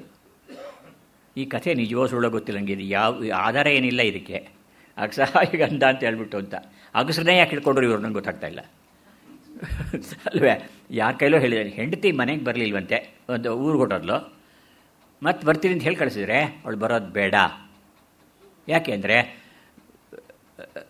ರಾಮ ಏನು ಮಾಡ್ದ, ಅವನಿಗೆ ಅಗಸನವನು ಅವನ ಬಗ್ಗೆ ಹೇಳ್ತಾನೆ, ರಾಮ ಅಲ್ಲ ನಾನು ನಿನ್ನ ಬಿಡೋಕ್ಕೆ, ನಿನ್ನ ಕರ್ಕೊಳ್ಳೋಕ್ಕೆ ಸೀತೆಯನ್ನು ಕರ್ಕೊಂಬಂದ್ಬಿಟ್ಟ ರಾಮ ಲಕ್ಷಣವಾಗಿ. ನಾನು ರಾಮ ಅಲ್ಲ, ರಾಮ ಆಗಿದ್ದರೆ ಕರ್ಕೊಂಬರ್ತಾನೆ, ನಾನು ಮಾತ್ರ ಸೇರಿಸ್ಕೊಳ್ಳಲ್ಲ ನಿನ್ನ, ನಾನು ರಾಮ ಅಲ್ಲ. ಅದನ್ನ ಇವ್ರು ಹೇಳ್ತಾ ಇದ್ದಾರೆ. ಇಂಥ ಒಂದು ಕೆಟ್ಟ ಸುದ್ದಿಗೆ ರಾಮ ಅಂದ್ಕೊಂಡಂತೆ, ಅಯ್ಯೋ ತನ್ನ ಹೆಂಡತಿಯನ್ನು ಬಾಳಿಸಲಾರದೆ ಅವಳಿಗೆ ಆದ ಅವಮಾನವನ್ನು ಕೂಡ ಇವನು ತಪ್ಪು ಅಂತ ಹೇಳ್ದಲೇ ಪಡಿಸ್ಕೊಂಡ ಅಂಥೇಳಿ ಕದ್ದು ತಂದವನ ದೌಷ್ಟ್ಯವನ್ನು ದಂಡಿಸುವ ಸಲುವಾಗಿ ಈ ಯುದ್ಧವನ್ನು ನಡೆಸಿ ಹಾಗೆಯೇ ಕೊಂದುದು ಆಯಿತು. ಆ ರಾಮನ ವಿಚಾರ ನನಗೆ ಇದು ಸರಿ ಕಾಣೋದಿಲ್ಲ. ಇದು ರಾಮ ಏನು ಹೇಳ್ತಾನೆ ಅಂದರೆ, ನನ್ನ ಹೆಂಡತಿಯನ್ನೇ ಅವನೋ ಪರ್ಸ್ಕೊಂಡು ಹೋದ. ಅರೆ ಏನ್ರಿ ಮಾಡೋಕ್ಕಾಗ್ದಂಗೆ ಸ್ವಲ್ಪ ಹೇಳಿ. ಪಾಕಿಸ್ತಾನದಲ್ಲಿ ಅದು ಈಗ ಬಾಂಗ್ಲಾದೇಶದಲ್ಲಿ ಇದ್ದಕ್ಕಿದ್ದಂತೆ ಪಾಕಿಸ್ತಾನಕ್ಕೆ ಬಾಂಗ್ಲಾದೇಶಕ್ಕೆ ಯುದ್ಧ ಆದಾಗ ಭಾರತ ಸಹಾಯ ಮಾಡ್ತು. ಅಲ್ಲಿ ಯುದ್ಧದಲ್ಲಿ ಸುಮಾರು ಎಷ್ಟು ಹಳ್ಳಿಗಳ ಮೇಲೆ ದಾಳಿ ಮಾಡಿದ್ದಾರೆ ಮಿಲಿಟರಿ ಪೀಪಲ್ ಅಂತಂದರೆ, ಅವ್ರಿಗೆಲ್ಲ ಮಕ್ಕಳಾದವಲ್ಲ. ಅದನ್ನು ಗಾಂಧೀಜಿ ಹೇಳ್ತಾರೆ, ಅವು ಏನಾದ್ರು ಯುದ್ಧ ಸಮಯದಲ್ಲಿ ಮಗು ಹುಟ್ಟಿದ್ರೆ ಮಿಲಿಟ್ರಿಯವರ ಅಪಘಾತದಿಂದ ಆದರೆ ಆ ಮಕ್ಕಳನ್ನು ನಿಮ್ಮ ಮಕ್ಕಳು ಅಂತ ಸ್ವೀಕರಿಸಿ. ಒಂದು ವೇಳೆ ಆಗಿದ್ದರೂ ಕೂಡ, ಅನ್ಯಾಯ ಆಗಿದ್ದರೂ ಕೂಡ ಅವ್ರನ್ನ ಮಕ್ಕಳು ಅಂತ ಸ್ವೀಕರಿಸಬೇಕು. ರಾಮನಿಗೆ ಜ್ಞಾನ ಇರಲಿಲ್ವ? ಸೀತೆ ಯಾವನೋ ಅಗಸ ಹೇಳ್ಬಿಟ್ನಂತೆ ಇವ್ರಿಗೆ ಪ್ರತಿ ಮಾತಾಡ್ತಾ ಇರುವಾಗ, ಸೀತೆಯನ್ನು ಹೆಂಡತಿನ ವಾಪಸ್ ಕರ್ಕೊಳ್ಳೋಕ್ಕೆ ನಾನೇನು ಶ್ರೀರಾಮ ಅಲ್ಲ ಅಂತ ಒಬ್ಬ ಅಗಸ ಹೇಳಿದಂತೆ. ಅದನ್ನ ಯಾರೋ ಬೇಹುಗಾರರು ಬಂದು ಅವ್ರು ಹೇಳಿದೂ ಇರ್ಬೋದಾಗಿತ್ತು. ಇಂಥದ್ದೇ ಹೇಳಬೇಕೆ ಹೋಗಿ, ರಾಮನಿಗೆ ಕಾಯ್ತಾ ಇರ್ತಾರೆ ಅವರು. ಈ ಥರ ಅಂದ್ಬಿಟ್ರು ಅಂದರೆ ಇವ್ರ ತಕ್ಷಣ ಸೀತೆಯನ್ನು ತೊರೆದು ಬಿಡುವುದೇ ನಿಶ್ಚಯಂ ಅಂದ್ಕೊಂಡು ಹೋದ್ನಲ್ಲ ಇವನು. ಸೀತೆಯನ್ನು ಬಿಟ್ಬಿಡ್ತೇನೆ ಅಂತ ಅಂದ್ಕೊಂಡು ಹೋದ್ನಲ್ಲ. ಅದಕ್ಕೆ ಆಮೇಲೆ ಹೇಳ್ತಾನೆ ಬಂದು ಸೀತೆ ಹತ್ರ, ನೋಡಮ್ಮ, ಗೆದ್ದ ಮೇಲೆ, ರಾವಣನ ಸೋಲಿಸಿದ ಮೇಲೆ, ಸಾಯಿಸಿದ ಮೇಲೆ ಸಭೆ ಸೇರಿಸ್ಬಿಟ್ಟು, ನೋಡಮ್ಮ ನನ್ನ ಕೆಲಸ ನಾನು ಮಾಡಿದೆ, ನೀನು ಹೀಗೆ ಅನ್ಯಾಯ ಆಯಿತು ನಿನಗೆ, ನೀನೇ ಮಾಡಿದೆ ಅಂತಲೇ ಹೇಳ್ತಾನೆ. ನಾನು ಅದನ್ನೆಲ್ಲ ಲಕ್ಷ್ಯ ಇಡೋದಿಲ್ಲ. ನಿನ್ನನ್ನು ಹೀಗೆ ಅನ್ಯಾಯಕ್ಕೆ ಒಳಪಡಿಸಿದವನ್ನು ಕೊಲ್ಲೋದು ನನ್ನ ಕರ್ತವ್ಯ. ಅದೆಂತ ಕೊಂದಿದ್ದೀನಿ. ಆದರೆ ಈಗ ನೀನು ಸ್ವತಂತ್ರಳು, ತಮ್ಮಿಚ್ಛೆ, ನೋಡಿ ಇಲ್ಲಿ ಮಾಸ್ತಿಯವರು ಬಹುವಚನ ಬಳಸಿದ್ದಾರೆ ಅಲ್ಲಿ ಹೆಂಡತಿಗೆ, ತಮ್ಮಿಚ್ಛೆಯಂತೆ ತಮಗೆ ಒಪ್ಪಾದ ಎಲ್ಲಿಯೇ ಇರಬಹುದು, ನಮ್ಮಲ್ಲಿ ಬೇಡ ಅಂತ ಹೇಳಿ ಕಳಿಸ್ತಾರೆ. ನೀನು ಈಗ ಸ್ವತಂತ್ರಳು, ನಿನಗಿದ್ದ ರಾಕ್ಷಸರು ನಿನ್ನ ಉಪಯೋಗಿಸ್ಕೊಂಡ್ರು ಅನ್ನೋದನ್ನು ಬಿಟ್ಬಿಡು, ನಂಗೆ ಬೇಕಾಗಿಲ್ಲ ಅದು. ರಾಕ್ಷಸನ ಸವಾಸದಲ್ಲಿ ಇದೆಯಲ್ಲ, ಅವನು ಕೊಂದುಬಿಟ್ಟಿದ್ದೇನೆ. ಆದ್ದರಿಂದ ಈ ಕೊಂದ ಮೇಲೆ ನಿನಗೆ ಸ್ವಾತಂತ್ರ್ಯ ಕೊಟ್ಟಿದ್ದೀನಿ, ನೀನು ಎಲ್ಲಿಗೆ ಬೇಕಾದರೂ ಹೋಗ್ಬೋದು. ಈ ಯಾವ ಸ್ವಾತಂತ್ರ್ಯ ನನಗೆ ಅರ್ಥ ಆಗೋದಿಲ್ಲ. ಮಾಸ್ತಿಯವ್ರದ್ದು ಒಂದು ಕಥೆ ಇದೆ, ನನಗೆ ಬಹಳ ವಿಚಿತ್ರವಾದ ಕಥೆ ಅನ್ನಿಸ್ತು ಅದು. ಅದರಲ್ಲಿ ಹಳ್ಳಿ ಕಥೆ. ಅವನೊಬ್ಬ ಕಾಂಟ್ರಾಕ್ಟರ್, ಅವನು ಬರ್ತಾನೆ, ಇವನು ಪಾಪ ಕೂಲಿಯವನು, ಗಂಡ ಹೆಂಡತಿ ಇಬ್ಬರು ಕೂಲಿ ಕೆಲಸ ಮಾಡ್ತಾ ಇರ್ತಾರೆ. ಅವ್ರನ್ನ ಮಾಡ್ತಾ ಇದ್ದವರು, ಆ ಕಾಂಟ್ರಾಕ್ಟರ್ ಬರ್ತಾನಲ್ಲ ಸಾಕಾರ ಸ್ವಲ್ಪ ಅವನು, ಇವ್ರ ಮನೆಗೆ ಬರ್ತಾನೆ, ಇವರು ಊಟ ಹಾಕ್ತಾರೆ, ಪಾಪ ಎಲ್ಲ ಮಾಡ್ತಾರೆ. ಅವನಿಗೆ ಅವಳನ್ನು ಕಾಂಟ್ರಾಕ್ಟ್ ಏನು ಮಾಡ್ತಾನೆ ಅಂದರೆ, ಈ ಕೆಲಸದವನ ಹೆಂಡತಿಯನ್ನೇ ತಾನು ಇಟ್ಕೊಂಡ್ಬಿಡ್ತಾನೆ. ಇಟ್ಕೊಳ್ಳೋದು ಅದಕ್ಕೆ ಬೇರೆ ಅರ್ಥ ಇದೆಯಲ್ಲ, ಅದೇ ಆ ಅರ್ಥದಲ್ಲಿ ಇಟ್ಕೊಂಡ್ಬಿಡ್ತಾನೆ. ಅವನಿಗೆ ಮದುವೆ ಆಗಿರುತ್ತೆ ಕಾಂಟ್ರಾಕ್ಟರ್ಗೂ, ಆದರೆ ಇವಳನ್ನು ಇಟ್ಕೊಂಡ್ಬಿಡ್ತಾನೆ. ಇವಳು ಹೋಗ್ಬಿಡ್ತಾಳೆ, ಗಂಡನ ಬಿಟ್ಟು ಹೊರಟೋಗ್ತಾಳೆ. ತುಂಬ ದಿವಸ ಹೊರಟೋಗ್ತಾಳೆ. ಹಾಗೆ ಗಂಡ ಪಾಪ ಏನು ಮಾತಾಡೋದಿಲ್ಲ ಇದರಲ್ಲಿ. ಹಳ್ಳಿಯ ಜನ ಅಂತ ಅಸಂಸ್ಕಾರಿಗಳು ಅಂತೀವಲ್ಲ, ಎಂಥ ಸಂಸ್ಕಾರವಂತ ನೋಡಿ ಅವರು. ಕೆಲವು ವರ್ಷ ಆದಮೇಲೆ ಅವನು, ಆ ಕಾಂಟ್ರಾಕ್ಟರ್ ಮನಸ್ಸು ಹಾಗೇ ಇರುತ್ತೆ ಅಲ್ವಾ, ಇನ್ನೊಬ್ಬಳನ್ನು ಪ್ರೀತಿಸ್ತಾನೆ, ಇನ್ನೊಬ್ಬಳನ್ನು ಇಟ್ಕೊಳ್ಳೋಕೆ ಹೋಗ್ತಾನೆ, ಕರ್ಕೊಂಬರ್ತಾನೆ. ಇವಳಿಗೆ ಬೇಜಾರಾಗ್ಬಿಡುತ್ತೆ, ಅಸಹ್ಯ ಆಗ್ಬಿಡುತ್ತೆ ಇವಳಿಗೆ. ಅದಕ್ಕೆ ಅವಳನ್ನ ಬಿಟ್ಬಿಟ್ಟು ತನ್ನ ಹಳೆ ಗಂಡನ ಮನೆಗೆ ಹೋಗ್ತಾಳೆ. ಅದೇ ಗಂಡನ ಪಾದವೇಗತೆ ಅಂತ ಒಂದು ಗಾದೆ ಇದೆಯಲ್ಲ, ಆ ಥರ ಬರ್ತಾಳೆ. ಬಂದರೆ ಊರನ್ನೆಲ್ಲ ಸೇರ್ಕೊಂಡ್ಬಿಡ್ತಾರೆ, ಸೇರಿಸ್ಬೇಡ ಇವಳನ್ನು, ದರಿದ್ರದವಳು, ಅಲ್ಲೋಗಿದ್ಲು, ಅಲ್ಲಿದ್ಲು ಅಂತ ಎಷ್ಟು 10-13 ಜನ ಅಲ್ಲಿ ನಿಂತಿರ್ತಾರೆ. ಇವನು ಎಲ್ಲರನ್ನೂ ಕೇಳಿಸ್ಕೊಂಡು, ಎಲ್ಲರ ಮಾತ್ರ ಕೇಳಿಸ್ಕೊಂಡು, ಹೆಂಡತಿ ಏನು ನೋಡ್ತಾ ನಿಂತಿದೀಯಾ, ಇಷ್ಟು ಜನ ಬಂದಿದ್ದಾರೆ ಪಾಪ, ಒಟ್ಟಗಿಲ್ಲ ಅವರಿಗೆ, ಅಡುಗೆ ಮಾಡೋಗು ಅಂತಾನೆ. ಅಡುಗೆ ಮಾಡಿ ಎಲ್ಲರಿಗೂ ತಂದುಬಡಿಸು, ನನಗೂ ಅನ್ನ ಹಾಕು ಅಂತ. ಈ ಸಂಸ್ಕಾರ ರಾಜ ಸಂಸ್ಕಾರನ, ಕ್ಷತ್ರಿಯ ಸಂಸ್ಕಾರನ, ಇದು ಬ್ರಾಹ್ಮಣ ಸಂಸ್ಕಾರನ? ಶೂದ್ರ ಸಂಸ್ಕಾರಕ್ಕೆ ಇಂತಹ ಒಂದು ಉದಾತ್ತತೆ ಇದೆಯಲ್ಲ, ಆ ಸಂಸ್ಕಾರವಂತರಿಗೆ ಜಾತಿ ಯಾಕ್ರಿ ಬೇಕು? ರಾಮನಿಗೆ ಅದು ಹೊಳಿಲಿಲ್ವಾ? ಇಷ್ಟು ಕೊನೆ ಅಷ್ಟೇ ಬೇಡ. ಅದಕ್ಕೆ ಮುಂಚೆ ನಾನು ಸಣ್ಣ ಪ್ರಕರಣ ಹೇಳ್ತೀನಿ. ಅಹಲ್ಯೆಯನ್ನು ಅವನು ಗೌತಮ ತಿರಸ್ಕರಿಸಿದ್ದ, ಶಾಪ ಕೊಟ್ಟಿದ್ದ. ಇವಳು ಕಲ್ಲಾದ್ಲು ಅಥವಾ ಗಾಳಿಯಾಗಿದ್ಲು. ರಾಮಾಯಣದಲ್ಲೇ 2 ವರ್ಷವೂ ಇವೆ. ಕಲ್ಲಾದ ಅಹಲ್ಯೆಯ ಶಾಪ ನಿವೃತ್ತ ಚರಣವಿದು ಅನ್ನೋ ಮಾತು ಬರುತ್ತಲ್ಲ. ಕಲ್ಲಾಗಿದ್ಲು. ರಾಮಪಾದ ಸ್ಪರ್ಶದಿಂದ ಅವಳು ಪುನೀತಳಾದಳು. ಅವಳು ಮತ್ತೆ ಹೆಣ್ಣಾದಳು. ಹೆಣ್ಣಾದ ಮೇಲೆ ವಾಸ್ತವವಾಗಿ ಅವಳು ಇಂದ್ರನ ಸಹವಾಸಕ್ಕೆ ಸಿಕ್ಕಿದ್ಲು ಅನ್ನೋದು ನಿಜ. ಚರಿತ್ರೆ ಹೇಳುತ್ತೆ, ಅದನ್ನು ಒಪ್ಕೊಳ್ಳುತ್ತೆ. ಆದರೆ ಗೌತಮ ಅವಳನ್ನು ಕರ್ಕೊಂಡು ಹೋಗ್ತಾನೆ ಮನೆಗೆ. ಇವರೇ ನೋಡ್ತಾ ನೋಡ್ತಾ ನೋಡ್ತಾ ತನ್ನ ಪಾದಕ್ಕೆ ತಾನೇ ನಮಿಸುವಂತೆ ರಾಮ ಗೌತಮರಿಗೆ, ಅಹಲ್ಯೆಗೆ ನಮಸ್ಕಾರ ಮಾಡ್ತಾನೆ. ತಾಯಿ ತಾಯಿ ಅಂತ ಕರೀತ. ಇಂಥ ಸಂಸ್ಕಾರವನ್ನು ಈಗ ತಾನೇ ಅಲ್ಲಿಂದಲೇ ಬಂದಿದೆ, ನಾನು ಅದನ್ನು ಪ್ರಕಟಿಸ್ತಾ ಇದ್ದಾನೆ ಅವನು.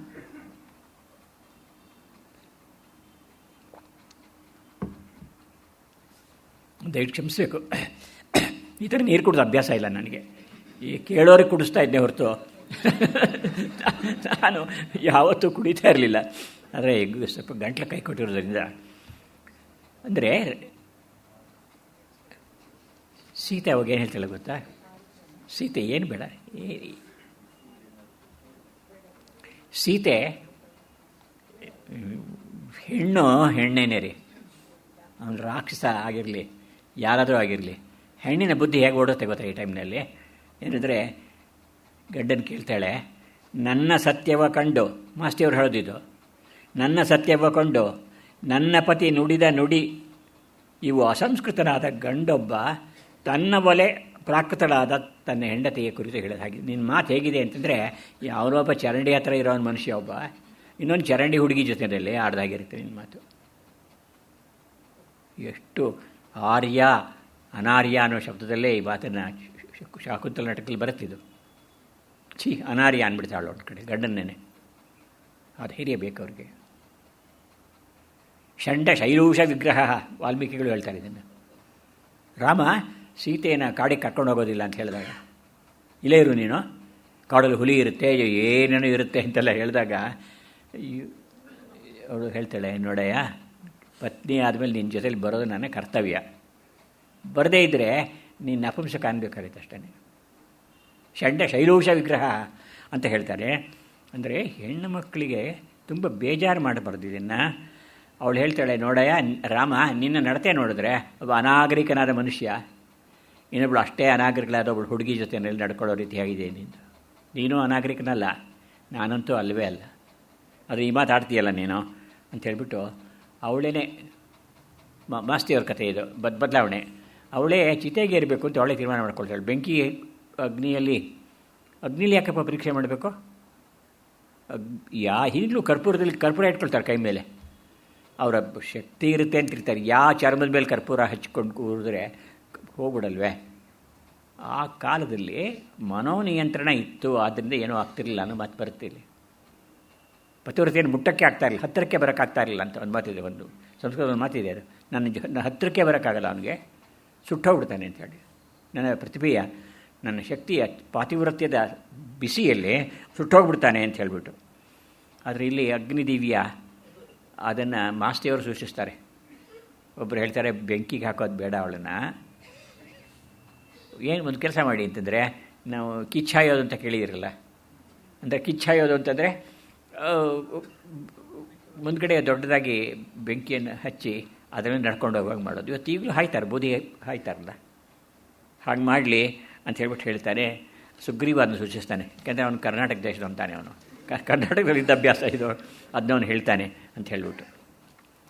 ಮಾಸ್ತಿಯವರು ಹೀಗೆ ಕೈಯಾಟಗಳು ಅಂತ ಒಳ್ಳೆ ಶಬ್ದ ಬಳಸಿದ್ದಾರೆ. ಕೈಯಾಡಿಸಿದ್ದಾರೆ ಅಂತ. ನಮ್ಮಲ್ಲಿ ಹೆಂಚಿನ ಮನೆಗೆ ಮಾತ್ರ ಕೈಯಾಡಿಸ್ತಾ ಇದ್ವಿ ಮೊದಲು.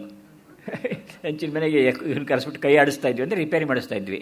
ಹಾಗೆ ಯಾರದ್ದೋ ಕೈವಾಡ ಇದೆ ಇದರಲ್ಲಿ, ತಮಗೆ ಬೇಕಾದನ್ನು ಸೇರಿಸ್ಕೊಂಡ್ಬಿಡ್ತಾರೆ. ರಾಮಾಯಣ ಹೀಗೆ ಅನೇಕ ಪ್ರಕ್ಷೇಪಗಳಿಗೆ ಎಡೆ ಮಾಡಿಕೊಟ್ಟಂತಹ ಒಂದು ಗ್ರಂಥ.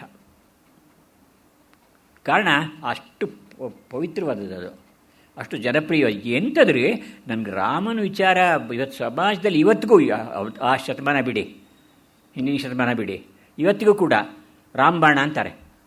ರಾಮಬಾಣ ಅಂದರೆ ಗುರಿ ಇಟ್ಟು ಹೊಡಿತಾನವನು. ಅಂದರೆ ಒಂದು ಮಾತು ఒక మాట ఒక ಬಾಣము ಅಂತ ಒಂದು ಮಾತಿದೆ ಈಗ ತೆಲುಗಿನಲ್ಲಿ. ಒಂದು ಮಾತು ಅಂದರೆ ಬಾಣ ಇದ್ದ ಹಾಗೆ ಅಂಥವನು. ಹಾಗೆ ರಾಮನ ವಿಚಾರ ಜನಕ ತನಯ ಸ್ನಾತ ಪುಣ್ಯೋ.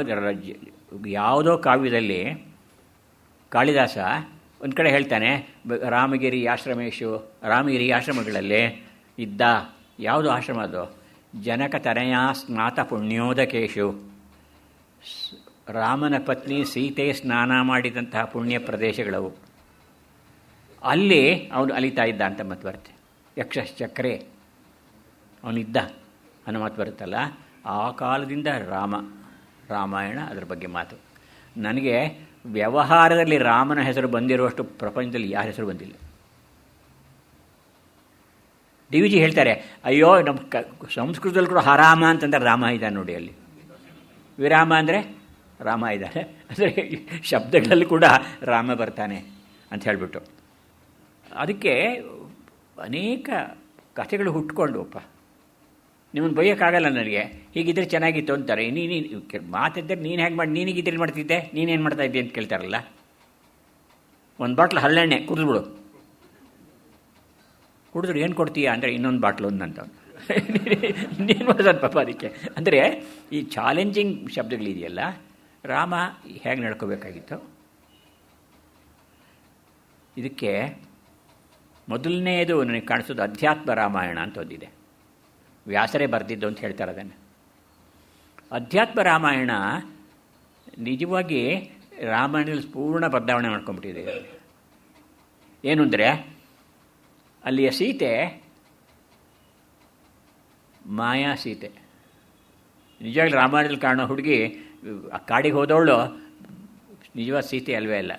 ಅಗ್ನಿ ಅವಳನ್ನು ತಾನಿಟ್ಕೊಂಡು ಅಲ್ಲಿ ತನ್ನ ರಕ್ಷಣೆ ಮಾಡಿಕೊಂಡು ಇನ್ನೊಂದು ಮಾಯಾ ಸೀತೆಯನ್ನು ಎಲ್ಲಿ ರಾಕ್ಷಸರಿಂದ ತೊಂದರೆ ಆಗುತ್ತೋ ಅಂಥೇಳಿ ಮಾಯಾ ಸೀತೆಯನ್ನು ಸೃಷ್ಟಿ ಮಾಡಿದಂತೆ.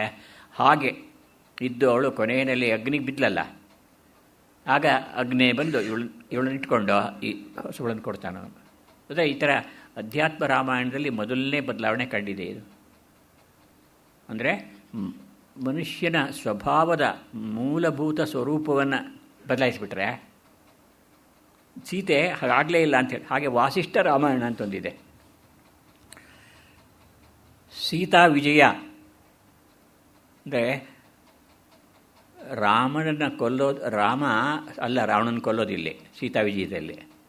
ಶಕ್ತಿ ದೇವತೆ ಬರ್ತಾಳೆ, ಬಂದು ನಿನ್ನ ಕೈ ಏನಾಗುತ್ತೆ, ನಾನು ಕೊಲ್ತೀನಿ ಅಂತ ಹೇಳ್ತಾಳೆ, ಅವಳು ಕೊಲ್ತಾಳೆ ಅಂತ ಬರುತ್ತೆ. ಯಾಕೆ ಈಗ ಬದಲಾಯಿಸ್ಕೊಂಡೆ ಅಂದರೆ, ಸೀತೆಯಂಥ ಹೆಣ್ಣನ್ನು ಇವನು ಕಾಡಿ ಕಳಿಸಿದ್ದಿರಲಿ, ತಪಸ್ಸಿಗೆ ಕೂತ್ಕೊಳ್ಬೇಕಾದಂಥ ವ್ಯಕ್ತಿಯನ್ನು ಅವಳನ್ನು ಬೆಂಕಿಗೆ ಹಾಕಬೇಕು ಅಂತ ಇಷ್ಟಪಡ್ತಾನಲ್ಲ. ಬೀಚಿಯವರು ತಮಾಷೆ ಮಾಡ್ತಾರೆ, ಅವನೇ ಅಕ್ಸಾಲಿ ಇರ್ಬೋದು, ಅವನು ಕ್ಷತ್ರಿಯ ಅಲ್ಲ, ಅಕ್ಸಾಲಿ ರಾಮ ಅಂತ. ಅಕ್ಸಾಲಿಗೆ ಚಿನ್ನನ ಪರೀಕ್ಷೆ ಮಾಡೋಕ್ಕೆ ಬೆಂಕಿಗೆ ಹಾಕ್ತಾನೆ, ಬೆಂಕಿಗೆ ಹಾಕಿದ ಮೇಲೆ ಪರಿಣಾಮ ಮಾಡೋದಕ್ಕೆ ಅವನು ಅಕ್ಸಾಲಿ ಇರಬೇಕು ಅಂತ ಅಷ್ಟು ತಮಾಷೆ ಮಾಡ್ತಾರೆ ಅವರು. ಆಮೇಲೆ ಅದ್ಭುತ ರಾಮಾಯಣ ಅಂತ ಒಂದಿದೆ, ಅದ್ಭುತೋತ್ತರ ರಾಮಾಯಣ ಅಂತ ಒಂದಿದೆ. ರಾಮಾಭ್ಯುದಯ ಕಥಾ ಕುಸುಮ ಮಂಜರಿ ಅಂತ ಒಂದು ಪುಸ್ತಕ ಇದೆ. ಅದು ಮೋಟ್ಕಾನಹಳ್ಳಿ ಸುಬ್ರಹ್ಮಣ್ಯ ಶಾಸ್ತ್ರಿಗಳು ಈಗಿನ ರಾಮಾಯಣ ಬಂದಿದೆ, ಅದು ರಾಮ ಸಂವರ್ಧನೆಗೆ ಅದರದ್ದು ಎಲ್ಲ ವಾಲ್ಯೂಮ್ನ ಕಳಿಸ್ಕೊಟ್ಟಿದ್ದಾರೆ ನಮ್ಮ ಮನೆಗೆ. ಓದ್ತಾ ಇದ್ದೀನಿ ಅದನ್ನು ಇವಾಗ. ಅದ್ರ ಬಗ್ಗೆ ಮಾತಾಡಬೇಕಾಯ್ತು ಅವ್ರ ಹತ್ರ. ಇದೊಂದು ಸಲ ಮಾತಾಡ್ತೀನಿ, ಫೋನ್ ಮಾಡಿಬಿಟ್ಟು ಮಾತಾಡ್ತೀನಿ. ಅಂದರೆ ಎಷ್ಟು ಬದಲಾವಣೆ ಆಯಿತು. ಹಾಗೆ ಆನಂದ ರಾಮಾಯಣ, ರಾಮಾಯಣ ದರ್ಶನಂ, ಕುವೆಂಪು ರಾಮಾಯಣ. ಅದರಲ್ಲೇನು ಅಂದರೆ, ಕುವೆಂಪು ರಾಮಾಯಣದಲ್ಲಿ ರಾಮ ಮನುಷ್ಯನೇನೆ. ವಾಲಿಯನ್ನು ಕೊಂದದ್ದು ಸರಿ ಇಲ್ಲ ಅಂತ ವಾದ ಮಾಡಿದಾಗ ಅವನು ಹೇಳ್ತಾನೆ, ಇಲ್ಲಪ್ಪ ನೀನು ಹೀಗೆ ಇಲ್ಲ. ವಾಲಿ ಹೇಳ್ತಾನೆ, ಸುಳ್ಳು ನೀನು ತಿಳ್ಕೊಂಡಿದ್ದೆಲ್ಲ, ನಾನು ಹಾಗೆ ಮಾಡಲಿಲ್ಲ ಅಂತಂದಾಗ ಆಗ ರಾಮ ಕೇಳ್ತಾನೆ, ಮನ್ನಿಸೆನ್ನಂ ಮಹಾವಾನರ. ಕೊನೆಗೆ ಮಂಡಿಯೂರು ಬಿಟ್ಟು ಅವನು ಚಿತೆ ಮುಂದೆ ಕೂತ್ಕೊಂಡು, ಪಾಪ ಹೆಡಾಗ್ತಾ ಇದ್ದಾನೆ ಅವನು, ಮುಂದೆ ಕೂತ್ಕೊಂಡು ಮನ್ನಿಸೆನ್ನಂ ಮಹಾವಾನರ, ಮಾಡಿದ ತಪ್ಪನ್ನು ಒಪ್ಪಿಕೊಳ್ಳುವುದೇ ಲೌಕಿಕದ ಬೀರಕ್ಕೆ ಸಲ್ಲಕ್ಷಣಂ. ಯಾರು ತಪ್ಪು ಮಾಡಿದಾಗ ತಪ್ಪು ಅಂತ ಹೇಳೋದು ಏನಾಗುತ್ತೆ? ಹೇಳಲ್ಲ. ಅವ್ರ ಬಾಯಲ್ಲಿ ಯಾರ ಬಾಯಲ್ಲೂ ತಪ್ಪು ಅಂತ ಬರೋದಿಲ್ಲ. ಯಾಕಿದು ಇಂಥ ಬಿಂಕ ಯಾತಕ್ಕೆ, ಹಠಮಾರಿಕೆ ಯಾತಕ್ಕೆ? ಮಾಡಿದಾಗ ತಪ್ಪು ತಪ್ಪು ತಪ್ಪು ಮಾಡಿದೆ ಅಂತ ಹೇಳಿಬಿಡ್ಬೇಕು. ಅದರಿಂದ ಅಲ್ಲಿ ಬರುವಂಥದ್ದು. ಹಾಗೆ ಆನಂದ ರಾಮಾಯಣ, ಆಮೇಲೆ ಮೊಯ್ಲಿಯವರು ರಾಮಾಯಣ ಬರೆದಿದ್ದಾರೆ. ಅದರಲ್ಲಿ ಏನಂದರೆ, ಇವತ್ತಿನ ಕಾಲಕ್ಕೆ ತಕ್ಕಂತೆ ಪ್ರಧಾನ ವ್ಯಕ್ತಿಗೇ ಪ್ರಾಧಾನ್ಯ ಕೊಡಬಾರ್ದು, ಬೇರೆಯವರು ಇದ್ದಾರೆ ಸ್ವಾಮಿಯವ್ರ ಜೊತೆ, ಹಾಗೆಯೇ ಲಕ್ಷ್ಮಣನಿಗೆ ಪ್ರಾಧಾನ್ಯ ಕೊಡಬೇಕು. ಇದು ರವೀಂದ್ರನಾಥ್ ಟ್ಯಾಗೋರ್ ಒಂದು ಕಡೆ ಕೆಟ್ಟದಾಗಿ ಕಾವ್ಯಗಳಲ್ಲಿ ಅನಾದರ ಅಂತ ಒಂದು ಪ್ರಬಂಧ ಬರೆದ್ಬಿಟ್ರು. ಬರೋದು ತುಂಬ ತಪ್ಪಾಯ್ತು. ಅದರಿಂದ ಕಾವ್ಯದಲ್ಲಿ ಕೆಲವು ವ್ಯಕ್ತಿಗಳನ್ನು ಗಮನಿಸೋದೇ ಇಲ್ಲ ಕವಿ ಅಂತ.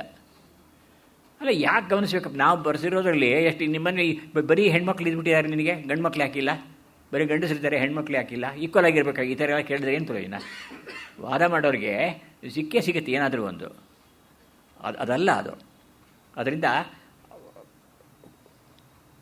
ಅನೇಕ ಕವಿಗಳು ರಾಮಾಯಣದಲ್ಲಿ ಆದಂತಹ ಮೂಲಭೂತವಾದ ಕೆಲವು ಅವ್ಯವಸ್ಥೆಗಳನ್ನು, ತಪ್ಪು ಸರಿಗಳನ್ನು ಗಮನಿಸಿ ಅನೇಕ ಬದಲಾವಣೆಗಳನ್ನು ಮಾಡಿಕೊಂಡಿದ್ದಾರೆ.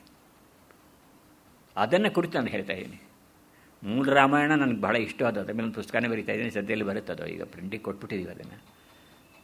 ಅಂದರೆ ಅದರ ಸೌಲಭ್ಯವನ್ನು ಕುರಿತು ನಾನು ಹೇಳ್ತಾ ಇದ್ದೀನಿ, ಎಷ್ಟು ಜನ ಅದ್ರ ಬಗ್ಗೆ ಬರೀತಾರೆ ಅಂತ ಹೇಳ್ಬಿಟ್ಟು.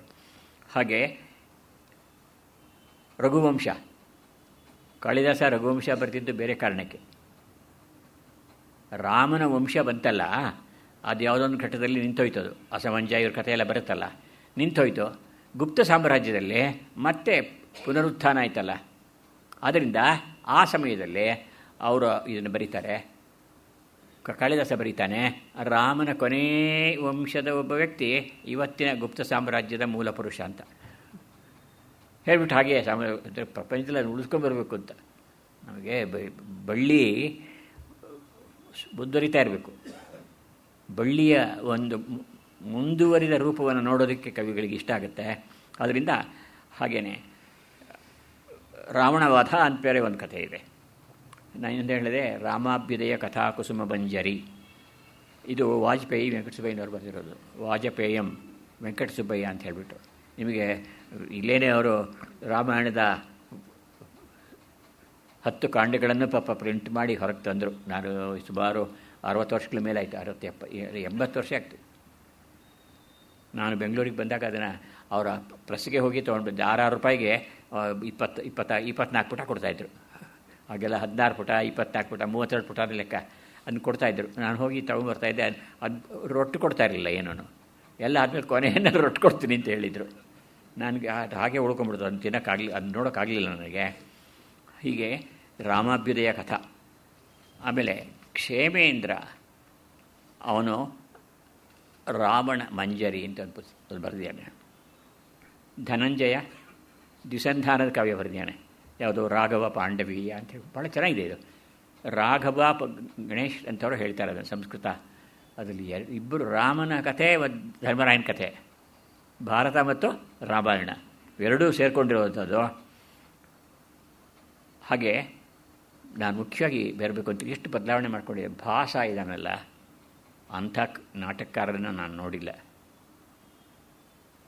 ಗಣಪತಿ ಶಾಸ್ತ್ರಿ ಇನ್ನೋರು ಈಗ 60 ವರ್ಷದಿಂದ ಭಾಸನ ಹೆಸರಿರಲಿಲ್ಲ. ನಾವು ಓದ್ತಾ ಇದ್ದಾಗ ಆಗ್ತಾನೆ ಬರ್ತಾಯಿತ್ತು ಅಷ್ಟೇ. ಕೃಷ್ಣಮೂರ್ತಿಯವರು ಬರೀತಾಯಿದ್ರು ಅವ್ರ ಬಗ್ಗೆ. ಭಾಸನ ಹೆಸರು ಯಾರು ಅಷ್ಟು ಪುಸ್ತಕಗಳು ಕೇರಳದಲ್ಲಿ ಸಿಕ್ಕಿವೆ. ಅದು ಒಟ್ಟಿಗೆ ಒಬ್ಬ ಸಂಸ್ಕೃತ ಸ್ಕಾಲರ್ದ ಪತ್ತೆ ಹಚ್ಚಿ ಅದ್ರ ಮೇಲೆ ಬರೆದರು. ಪ್ರಪಂಚಕ್ಕೆ ಹಬ್ಬಿಡ್ತದ್ದು. ಬೇರೆ ಕಡೆ ಭಾಷಾ ಸೌಮಿಲ್ಲಕ ಹೆಸರುಗಳು ಕಾಳಿದಾಸನಲ್ಲೇ ಬರುತ್ತವೆ. ಭಾಷಾ ಸೌಮಿಲ್ಲಕ ಇಂಥವ್ರಿರುವಾಗ ನನ್ನ ಕಾವ್ಯವನ್ನು ಯಾರು ಕೇಳ್ತಾರೆ? ಪುರಾಣ ಮಿತ್ಯೈವ ನ ಸಾಧು ಸರ್ವಂ ನಚಾಪಿ ಕಾವ್ಯಂ ನವಮೀತಿ. ಅಂದರೆ ಹೊಸದು ಅಂತ ಕಾರಣಕ್ಕೆ ಥೀಯಾಳಿಸ್ಬೇಡಿ. ಶ್ರೇಷ್ಠ ಹಳೇದು ಒಂದು ಆಚೆ ಕಡೆಗೆ ಎಲ್ಲ ಶ್ರೇಷ್ಠ ಅಂತ ತಿಳ್ಕೊಳ್ಬೇಡಿ. ಹಳೇದೆಲ್ಲ ಶ್ರೇಷ್ಠವೂ ಅಲ್ಲ, ಹೊಸದೆಲ್ಲ ನಿಂದಾರವೂ ಅಲ್ಲ. ಏನು ಮಾಡ್ತಾರೆ ಅಂದರೆ ಓದಿದ ನಂತರ ಹೇಳಬೇಕು ನೀವು ಅದನ್ನು. ಸಂತಹ ಪರೀಕ್ಷಾನ್ಯತರದ್ ಭಜಂತೆ ಪರೀಕ್ಷೆ ಮಾಡಿರಿ ಅದನ್ನು. ಚೆನ್ನಾಗಿದ್ದರೆ ಚೆನ್ನಾಗಿದೆ ಅಂತ ಹೇಳಿ, ಇಲ್ಲದಿದ್ದರೆ ಇಲ್ಲ ಅಂತ ಹೇಳಿ. ಸುಮ್ಮನೆ ಹಳೇದೊಂದು ಕ್ಷಣಕ್ಕೆ ಒಳ್ಳೆಯದು ಅಂತ ಹೇಳ್ಬಿಡ್ಬಾರ್ದು. ನಮ್ಮಲ್ಲೆಲ್ಲ ಸರಸ್ವತಿ ಪೂಜೆ ನೋಡಿ, ಇವತ್ತು ಸರಸ್ವತಿ ಹಬ್ಬದ ದಿವಸ ಹೇಳ್ತಾ ಇದ್ದೀನಿ. ನಮ್ಮಲ್ಲಿ ಈ ದಿವಸ ಪುಸ್ತಕದ ಪೂಜೆ ಅಂತ ಇರುತ್ತೆ. ಪುಸ್ತಕದ ಪೂಜೆ ಅಂತಂದರೆ ಹೆಂಗಸರು ಏನು ಮಾಡ್ತಾರೆ, ಮನೆಯಲ್ಲಿ ಗಂಡಸರು ದೊಡ್ಡವರೆಲ್ಲ ಇರ್ತಾರಲ್ಲ, ಮನೇಲಿ ಇಟ್ಟಿರ್ತಾರಲ್ಲ ಅವ್ರ ಅಪ್ಪನ ಕಾಲದ ಯಾವುದೊಂದು ಪುಸ್ತಕ, ಅದನ್ನ ದೇವ್ರ ಮುಂದೆ ಇಟ್ಬಿಟ್ಟು ಅದಕ್ಕೆ ಕುಂಕುಮ ಹಚ್ಚಿ ಇನ್ನಷ್ಟು ಹಾಳು ಮಾಡಿಬಿಡ್ತಾರೆ. ಅದನ್ನು ಅರಿಶಿನ ಕುಂಕುಮ ಎಲ್ಲ ಹಚ್ಬಿಡ್ತಾರೆ, ಅದಕ್ಕೆ ಹಚ್ಬಿಟ್ಟು ಇಟ್ಬಿಡ್ತಾರೆ. ಅದಲ್ಲದೆ ನಮ್ಮ ವಿದ್ಯೆಯನ್ನು ಪ್ರಕಟಗೊಳಿಸ್ಕೊಳ್ಳೋದಕ್ಕೆ ಅವಕಾಶಗಳನ್ನು ಹುಡುಕ್ಬೇಕು ನಾವು ಅಂಥೇಳಿ. ಎಷ್ಟು ಓದಿದ್ರೂ ಕೂಡ ಇದ್ದೇ ಇರುತ್ತಲ್ವ, ಹೊಸದಿದ್ದೇ ಇರುತ್ತಲ್ಲ. ಸರಸ್ವತಿ ನಿತ್ಯಂ ಪೊಸತು ಅರ್ಣವಂಬೋಲ್ ಅತಿ ಗಂಭೀರಂ ಕವಿತ್ವಂ ಅಂತಾನೆ ಪಂಪ ಸ್ವಾಮಿ. ಕವಿತ್ವ ಅನ್ನೋದು ನಿತ್ಯಂ ಪೊಸತು, ನಿತ್ಯ ಹೊಸಿದ್ರೆ ಇವತ್ತಿಗಿದ್ದಾಗಲ್ಲ, ನಾಳೆ ಓದಿ ಬೇರೆ ಥರ ಕಾಣುತ್ತೆ. ಮುಂದಿನ ತಿಂಗಳು ಓದಿ, 70 ವರ್ಷ ಆದಮೇಲೆ ಓದಿ, 80 ವರ್ಷ ಆದಮೇಲೆ ಓದಿ.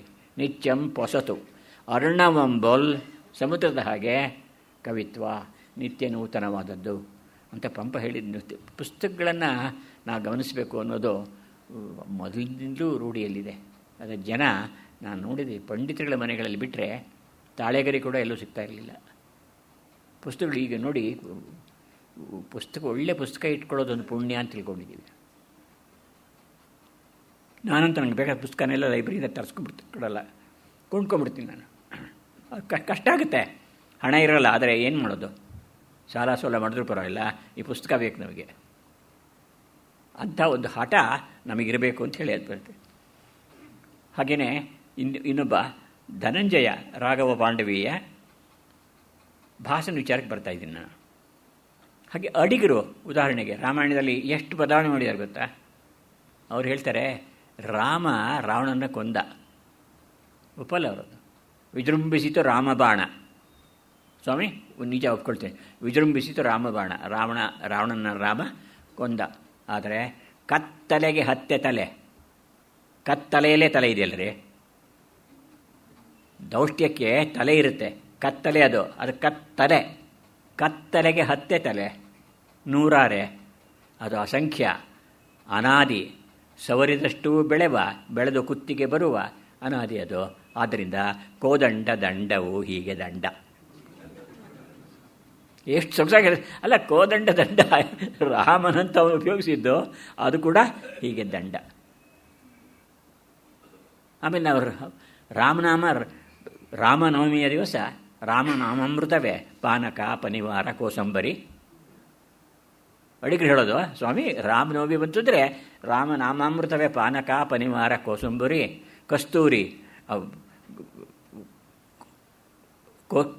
ಕೋಸಂಬರಿ. ರಾಮನವಮಿಯ ದಿವಸ ರಾಮನಾಮೃತವೇ ಪಾನಕ ಪನಿವಾರ ಕೋಸಂಬರಿ ಸಿದ್ದೋಟು ಕಿತ್ತಳೆ ಇವುಗಳೆಲ್ಲ ಬರುತ್ತೆ. ವ್ಯಕ್ತ ಮಧ್ಯಕ್ಕೆ ಬಂದುರಿವ ಶಬರಿ. ಯಾರಿಗೂ ಅರ್ಥ ಆಗೋದಿಲ್ಲ ಇದು. ರಾಮಾಯಣದಲ್ಲಿ ಶಬರಿ ಬರುತ್ತೆ ಅರ್ಧ ಭಾಗದಲ್ಲಿ. ಅಂದರೆ ರಾಮನಿಗೆ ಜೀವ ತುಂಬೋದಕ್ಕೋಸ್ಕರ ಅವಳು ಬಂದಿದ್ದಾಳೆ. ವಯಸ್ಸಾಗಿ ಎಲ್ಲರೂ 80 ವರ್ಷದ ದಾಟಿ 90-95 ವರ್ಷದ ಹುಡುಗಿ, ಓಕೆ, ಚಿಕ್ಕ ಹುಡುಗಿ ಥರದಿಂದಲೂ ರಾಮ ರಾಮ ಅಂತ ಗುರುಗಳು ಬತಂಗ ಮಹನಿಗಳು ಹೇಳಿದ್ರಂತೆ. ರಾಮ ಬರ್ತಾನೆ, ನಿನ್ನನ್ನು ನೋಡ್ತಾನೆ, ನಿನ್ನ ಯಾವ ರೀತಿ ನಂಬಿಕೆ ಇಟ್ಕೊಳ್ಳೋದಕ್ಕೆ? ನಮಗೆ ಏನೂ ಜ್ಞಾಪಕ ಇರಲ್ಲಪ್ಪ. ಬರ್ತೀವಿ ಅಂತ ಹೇಳಿದ್ರು ಬರ್ತಾ ಇದ್ದರೆ ಏನು ಮಾಡ್ತೀವಿ, 8 ಸಲ ಹೇಳ್ತೀರಿ, ಆಮೇಲೆ ಮರ್ತು ಬಿಡ್ತೀರಿ ನೀವು.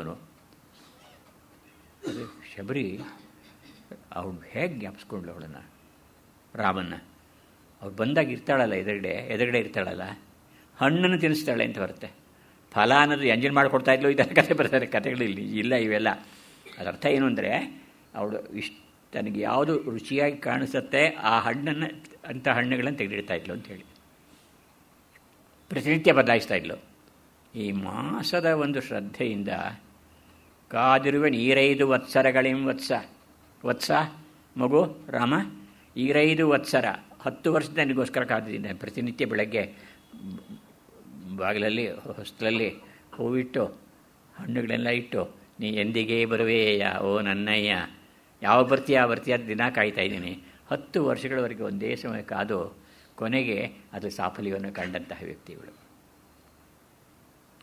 ಅದು ಅಡಿಗರಿಗೆ ಅದನ್ನಿಸುತ್ತೆ. ರಾಮನವಮಿ ದಿವಸ ರಾಮ ನಾಮಾಮೃತವೇ ಪಾನಕ ಪನಿವಾರ ಕೋಸಂಬರಿ. ಆದರೆ ಕಾದು ಗಾರಾದ ಮಣ್ಣೊಳಗಡೆಗೆ ಕಿಡಿಕುಳಿತ ಮೂಲಾಧಾರ ಜೀವಧಾತು. ನಿಜವಾಗಿ ರಾಮಾಯಣದಲ್ಲಿ ಗಮನಿಸಬೇಕಾದ್ದು ಕಾದು ಗಾರಾದ ಮಣ್ಣು. ಸೀತೆ ಬಗ್ಗೆ ಹೇಳ್ತಾ ಇದ್ದಾನೆ. ಸೀತೆ ಮಣ್ಣಿನ ಬಗ್ಗೆ ತಾನೆ. ಕಾದು ಗಾರಾದ ಮಣ್ಣೊಳಗಡೆಗೆ ಕಿಡಿಕುಳಿತಲಿ ಕಿಡಿಕುಳಿತ ವಸ್ತು ಇದು. ಅದರಿಂದ ನಾವು ರಾಮನ ಬಗ್ಗೆ ಹೇಳುವಾಗ ಸೀತೆಯನ್ನು ಮರಿಬಾರದು. ಅಂದರೆ ಇತ್ತೀಚಿನ ವ್ಯಕ್ತಿಗಳಲ್ಲಿ ಮಾಡ್ತಾರೆ ಇದನ್ನು. ನನಗೆ ಇನ್ನೊಂದು ತುಂಬ ವಿಚಿತ್ರವಾದ ಕಥೆ ಇದೆ ಇಲ್ಲಿ. ಯಾವುದೋ ಒಂದರಲ್ಲಿ ಇನ್ನೊಂದನ್ನು ಬೆರೆಸ್ಬಿಡೋದು. ಮಹಾಭಾರತ ಹೇಳುವಾಗ ರಾಮಾಯಣಕ್ಕೆ ಬರೋದು ವಿಚಿತ್ರ ಕಥೆ ಇದು. ಕೃಷ್ಣ ಚಿನ್ನ ಹುಡುಗಾಗಿದ್ದಾನೆ, 1-2 ವರ್ಷದ ಮಗು ಅದು. ಅವರಮ್ಮ ಕಥೆ ಹೇಳ್ತಾಯಿದ್ವಿ. ಜಗನ್ನಾಥ ವಿಜಯದಲ್ಲಿ ಬರುತ್ತೆ ಇದು, ಸಂಸ್ಕೃತದಲ್ಲೂ ಇದೆ. ಜಗನ್ನಾಥ ವಿಜಯದಲ್ಲಿ ಬರುತ್ತೆ. ಕಥೆಯಂ ಕೇಳಲೆ ಕಂದ. ಅದೇ ಕಲೆ ವಸ್ತು. ಅಂದರೆ ನಾವು ಮುಂದೆ ಅಂತ ಕೇಳ್ತೀವಲ್ಲ, ಹೌದು. ಕಥೆ ಕೇಳಪ್ಪ. ರಘುಜನೆಂಬಂ ಸಕಾಂತ ವನಸ್ಥಿತನಾದಂ. ಅಂದರೆ ತನ್ನ ಹೆಂಡತಿಯೊಂದಿಗೆ ಕಾಡಿಗೆ ಹೊರಟ. ಈ ಥರನೇ ಹೇಳ್ಕೊಂಡು ಬರ್ತಾ ಅದು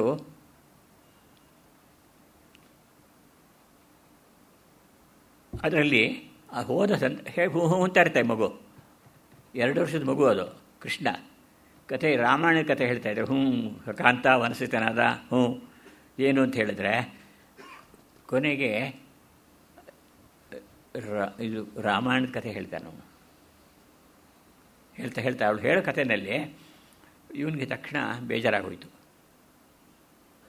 ಹುಂಕೊಳ್ಳದೆ ಸೀತೆಯನ್ನು ರಾವಣ ಹೊತ್ತೊಯ್ದ ಅಂತ ಹೇಳ್ತಾ ಕತೆ. ತಾಯಿ ಮಗುಗೆ ಹೇಳ್ತಾ ಇದ್ದಾಳೆ. ಅಂತ ಇದ್ದವನು ಹುಯ್ಕೊಳ್ದೆ ತನ್ನ ಬಿಲ್ಲನ್ನು, ಲಕ್ಷ್ಮಣ ನಾನು ಬಿಲ್ಲು ತೊಗೊಂಡ್ಬಾ, ಬಿಲ್ಲು ಬಾಣ ತೊಗೊಂಡ್ಬಾ ಅಂತ ಹೇಳ್ತಾನೆ. ಅಂದರೆ ಈ ಟ್ರಾನ್ಸ್ಫರ್ಡ್ಸ್ ಇದ್ರಿ ಇದು. ಕೇಳ್ತಾ ಅವನೇ ರಾಮನಾಗ್ಬಿಡ್ತಾನೆ. ರಾಮನಾಗ್ಬಿಟ್ಟಾಳೆ ತನಕ ಹುಂಕೊಳ್ಳದೆ ನನ್ನ ಬಿಲ್ಲು ಬಾಣಗಳನ್ನು ತೊಗೊಂಡ್ಬಾ ಅಂತ ಹೇಳಿದ್ದಲ್ಲ ರಾಮ. ಯಾವುದು ಮಗು ಕೃಷ್ಣ. ಅಂದರೆ ಕೃಷ್ಣ ಮತ್ತು ರಾಮರಲ್ಲಿ ಭೇದ ಇಲ್ಲ ಅಂಥೇಳಿ ಒಬ್ಬರಾಗಲೂ ಬರ್ತಾರೆ ಅಂದ್ಬಿಟ್ರೆ ಈ ಥರ ಪುರಾಣಕ್ಕೆ ಹೊಂದಿಸ್ಕೊಂಡು ಬರೆದಂಥ ಕಥೆ ಇದೆ. ಅದೇ ರೀತಿಯಲ್ಲಿ ಪೂತಿ ನರಸಿಂಹಾಚಾರ್ಯರು ನನಗೆ ತುಂಬ ಇಷ್ಟ ಆಗೋದು. ಭಾಷೆಗೆ ಬರ್ತೀನಿ ಆಮೇಲೆ. ಬಹಳ ಶ್ರೇಷ್ಠ ಕವಿಗಳು. ಹರಿಣಾಭಿಸರಣ ಅಂತ ಒಂದು ಬರೆದಿದ್ದಾರೆ. ಹರಿಣಾಭಿಸರಣ ಅಂದರೆ ಜಿಂಕೆಯನ್ನು ಹುಡುಕೊಂಡು ಹೋಗೋದು ಅಂತ ಅರ್ಥ. ಅಂದರೆ ಮಾರೀಚ ಜಿಂಕೆ ರೂಪದಲ್ಲಿ ಬರ್ತಾನೆ ಅಂತ ಬರುತ್ತಲ್ಲ, ಅಲ್ಲಿ ಆ ಮಾತನ್ನು ಹೇಳಿದ್ದಾರೆ. ಅದರಲ್ಲಿ ರಾವಣನೂ ಬರ್ತಾನೆ. ರಾವಣನು ಬಂದರೆ ನೋಡ್ತಾ ಇರ್ತಾನೆ ಎಲ್ಲವನ್ನೂ. ಮಾರೀಚ ಈ ಥರ ತೊಂದರೆ ಕೊಟ್ಟಿದ್ದಾನೆ ಜಿಂಕೆ ರೂಪದಲ್ಲಿ ಬಂದು. ರಾಮ ಅದನ್ನು ಬೆನ್ನಟ್ಟಿ ಹೋಗ್ಬೇಕು. ಚಿನ್ನದ ಜಿಂಕೆ ಅಲ್ವಾ, ಈ ಚಿನ್ನದ ಮೋಹ ಎಲ್ಲರಿಗೂ ಇದ್ದದ್ದೇನೆ ಇಟ್ಕೊಳ್ಳಿ. ಹೆಂಗಸರಿಗೆ ಏನು ತಿಳ್ಕೊಬೇಡಿ, ಗಂಡಸರಿಗೂ ಇರುತ್ತೆ, ಭರತನಿಗೂ, ಇವರು ರಾಮನಿಗೂ ಇರುತ್ತೆ. ಇನ್ನು 6 ಮಂದಿ ಇಟ್ಬಿಟ್ರಾಯ್ತು, ಬಂದವ್ರಿಗೆ ತೋರಿಸ್ಬೋದಲ್ಲ, ರಾಜವೈಭವ ಅಂತ ಅಂದ್ಕೊಳ್ತಾನೆ. ಅಂತ ತರಬೇಕು ಅಂತ ಮನಸ್ಸು ಮಾಡ್ತಾನೆ. ಒಂದು ವೇಳೆ ರಾಕ್ಷಸ ಆಗಿದ್ದರೆ ಕೊಂದಾಕ್ಬಿಡ್ತೀನಿ ಅಂತ ನಾವು ಇನ್ನೇನು ಆಗಿದ್ದರೆ ಮುಂದೆ ನೋಡಿ ಅದು ಭಾವನೆ. ಲಕ್ಷ್ಮಣ ಮಾತ್ರ ಚಿಂತಿಸು ಚಿಂತಿಸು ಚಿಂತಿಸು ಅಣ್ಣ, ಚಿಂತಿಸು ಚಿಂತಿಸು ಚಿಂತಿಸು ಅಣ್ಣ, ನೀನಿದ ಹಿಡಿಯಲು ಹೋಗುವ ಮುನ್ನ. ಜಿಂಕೆನ ಇದು ಹೊಂಡದ ಮೇಗಿಣ ಸೊಂಪಿನ ತೆನೆ. ಕೆಡ ಮಾಡೋದಕ್ಕೋಸ್ಕರ ಆನೆಗಳಿಗೆ ಏನು ಮಾಡಿರ್ತಾರೆ ಅಂದರೆ 30 ಅಡಿ ಹಳ್ಳ ತೊಡ್ಬಿಡ್ತಾರೆ. ಅದ್ಮೇಲೆ ಮಣ್ಣು ಮುಚ್ಚಿಬಿಡ್ತಾರೆ. ಮಣ್ಣು ಮುಚ್ಚಲ್ಲ, ಗಳು ಹಾಕ್ತಾರೆ. ಗಳು ಹಾಕ್ಬಿಟ್ಟು ಮೇಲ್ಗಡೆಯಲ್ಲಿ ಒಂದು ಸ್ವಲ್ಪ ಮಣ್ಣು ಹಾಕ್ಬಿಟ್ಟು ಆದಮೇಲೆ ಹುಲ್ಲು ಬೆಳೆಸ್ತಾರೆ. ಹುಲ್ಲಿನ ಆಸೆಗೆ ಆನೆ ನುಗ್ಗಿಬಿಡುತ್ತೆ. ಆದರೆ ಟೊಳ್ಳು ಕೆಳಗೆ 30 ಅಡಿ ಕೆಳಗೆ ಬಿದ್ದುಬಿಡುತ್ತೆ. ಅದು ಏನು ಹೇಳ್ತಾರೆ, ಇದು ಹೊಂಡದ ಮೇಗಣ ಸೊಂಪಿನ ತೆನೆ. ಹೊಂಡದ ಮೇಲ್ಗಡೆಯಲ್ಲಿ ಸೊಂಪಿನ ಒಳ್ಳೆ ಸೊಂಪಾಗಿರೋ ತೆನೆ ಇರ್ತಲ್ಲ, ಅದು ಹಾಗಾಗತ್ತೆ. ಅಲ್ಲಿ ಇನ್ನೊಂದು ಮಾತು ಬರುತ್ತೆ ಅಲ್ಲಿ, ರಾವಣ ಸೀತೆಯರ ಸ್ವಭಾವ ಹೇಗೆ ಅಂದರೆ, ಪಾಪ ಸೀತೆ ಅಂದ್ಕೊಳ್ತಾಳೆ ರಾವಣ ಬಂದೇನೆ ಈಗ ವೇಷ ಹೊರಿಸ್ಕೊಂಡು ಬರ್ತಾನಲ್ಲ, ಅವನು ಸನ್ಯಾಸಿ ವೇಷದಲ್ಲಿ ಬರ್ತಾನೆ. ಆ ಕಾಲದಿಂದಲೂ ಸನ್ಯಾಸಿಗಳ ಬಗ್ಗೆ ನಮ್ಗೆ ಕೇಳಿಲ್ಲ ಜನಕ್ಕೆ. ಇವಾಗಿರಲಿ ಎಲ್ಲ ಕಾಲ, ಈಗಂತೂ ಈಗ ವಿಪರೀತ ಆಗೋಗ್ಬಿಟ್ಟಿದೆ ಇಟ್ಕೊಳ್ಳಿ. ಅಂದರೆ ಇವಳು ಹೇಳ್ತಾಳೆ, ನೋಡಿ ನಾನು ಬೇಕು ಅಂತ ಕಥೆ ಹೇಳ್ತಾ ಇರ್ತಾಳೆ, ಅವ್ರು ಬರಲಿ ಅಂತ, ರಾಮನ ಬರ್ತಾರೆ ಅದರಿಂದ ಅಂತ ಹೇಳೋ ಕೃಷ್ಣದಿಂದ ಗೌರವದಿಂದ ಹೇಳ್ತಾಳೆ. ಹಣ್ಣು ಗಿಣ್ಣೆಲ್ಲ ಕೊಡ್ತಾಳೆ, ಕಾಲಿಗೆ ನಮಸ್ಕಾರ ಮಾಡ್ತಾಳೆ. ಮಾಡಿಬಿಟ್ಟು ನಾನು ಹೀಗೆ ರಾಮನ ಹೆಂಡತಿ, ದಶರಥ ಅನ್ನೋನು ನಮ್ಮ ಮಾವ, ನಾವು ಅಯೋಧ್ಯೆಯವರು ಅಂತೆಲ್ಲ ಹೇಳ್ತಾಳೆ. ಹೇಳ್ತಾ ಇದ್ದರೆ ರಾವಣ ನಗ್ತಾ ಇರ್ತಾನ.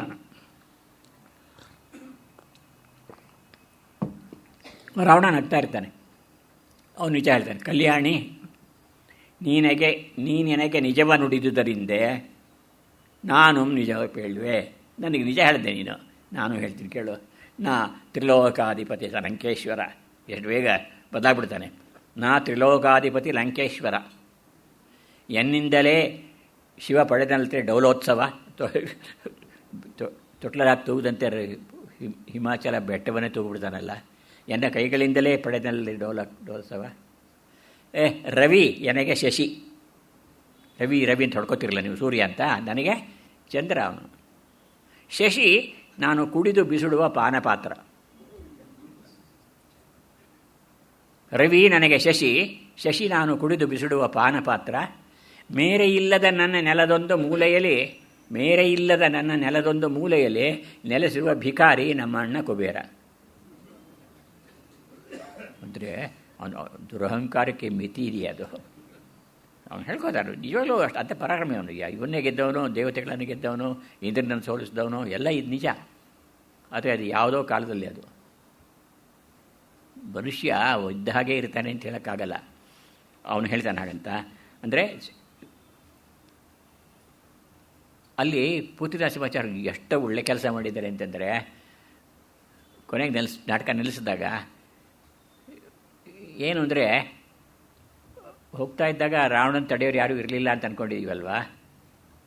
ಯಾಕಿರಲಿಲ್ಲ? ಇದ್ದ ಜಟಾಯು ಅಂತ ಕೇಳಿದಿರಲ್ಲ, ಅವನು ತಾನೇ ಇದ್ದಿದ್ದು. ಅವನೇನು ಹೇಳ್ತಾನೆ ಗೊತ್ತಾ? ನಾಟಕದ ಕೊನೆ ಭಾಗದಲ್ಲಿ ಹರಡಾಭಿಸರಣದಲ್ಲಿ, ದುರುಳ ಕೂಳ ರಕ್ಕಸ ನಿಲ್ಲು ಕುಕ್ಕೋತಾನವನು. ಏಯ್ ರಾಕ್ಷಸ ರಾಜ, ದುರುಳ ಕೂಳ ರಕ್ಕಸ ನಿಲ್ಲು ಅಂತ ಹೇಳ್ತಾನೆ. ನಾಟಕ ಅಲ್ಲಿ ಮುಗಿಯತ್ತೆ ಅಂತ ಪುತಿನ ಹೇಳ್ತಾರೆ. ದುರುಳ ರಕ್ಕಸ ನಿಲ್ಲು ಎಂಬ ಮಂಗಳದ ಸೊಲ್ಲಿನಲ್ಲಿ ನಿಲ್ಲಲಿ ಇದ್ದ ಈ ರೂಪಕ. ಎಲ್ಲಿ ನಿಂತೋಗಲಿ. ಯಾಕೆಂದರೆ ಕೇಡುಗಳ ತಡೆಯಲಿಕ್ಕೆ, ಕೆಟ್ಟದಾಗೋದ್ರೆ ಅದನ್ನು ತಡೆಯಲಿಕ್ಕೆ ಎಂದು ಮೆಚ್ಚತ್ತಿರುವ ಶಿವತತ್ವ ಸಂಜ್ಞಾಪಕ ಒಬ್ಬ ಇದನ್ನೆಲ್ಲ ಕೇಡುಗಳನ್ನು ತಡೆಯೋದಕ್ಕೆ ಅಂಥೇಳಿ ಎಂದು ಮೆಚ್ಚತ್ತಿರುವ. ಎಷ್ಟು ಧ್ವನಿಪೂರ್ಣವಾದ ಕವಿತೆ ಇದು. ಅದಕ್ಕೆ ವಾಲ್ಮೀಕಿ ರಾಮಾಯಣವನ್ನು ಓದಬೇಕು ಅಂತ ನಿಯಮ ಇದೆಯಲ್ಲ, ಅದರಲ್ಲಿ ಎಷ್ಟು ಬದಲಾವಣೆಗಳನ್ನು ಮಾಡ್ತಾರೆ ಇವರು. ಪ್ರತಿಯೊಬ್ಬ ಕವಿನೂ ತನ್ನದೇ ಆದ ಒಂದು ರೀತಿಯಲ್ಲಿ ಮಾಡ್ಕೊಂಡಿದ್ದಾನೆ. ಪೂತಿನ ಸಮಾಚಾರರು ಅದನ್ನ ಹಾಗೆ ಕೌಶಿಕ ರಾಮಾಯಣ ಅಂತದೆ. ಶ್ರೀರಾಮ್ ಕಾಂತ ಎಡಿಟ್ ಮಾಡಿದ್ದಾರೆ ಇದನ್ನು.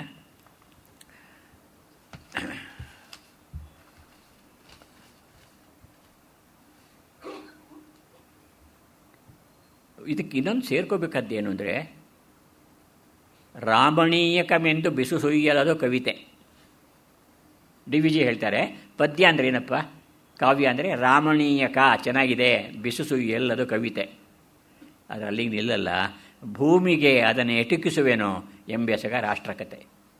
ಡಿ.ವಿ.ಜಿಯವ್ರಿಗೆ ರಾಷ್ಟ್ರಕತೆ ಅಂದರೆ ನ್ಯಾಷನಾಲಿಟಿ, ಪ್ರಪಂಚನೇ ಒಂದು ಅಂತ ಹೇಳೋಂಥ ಗುಣ.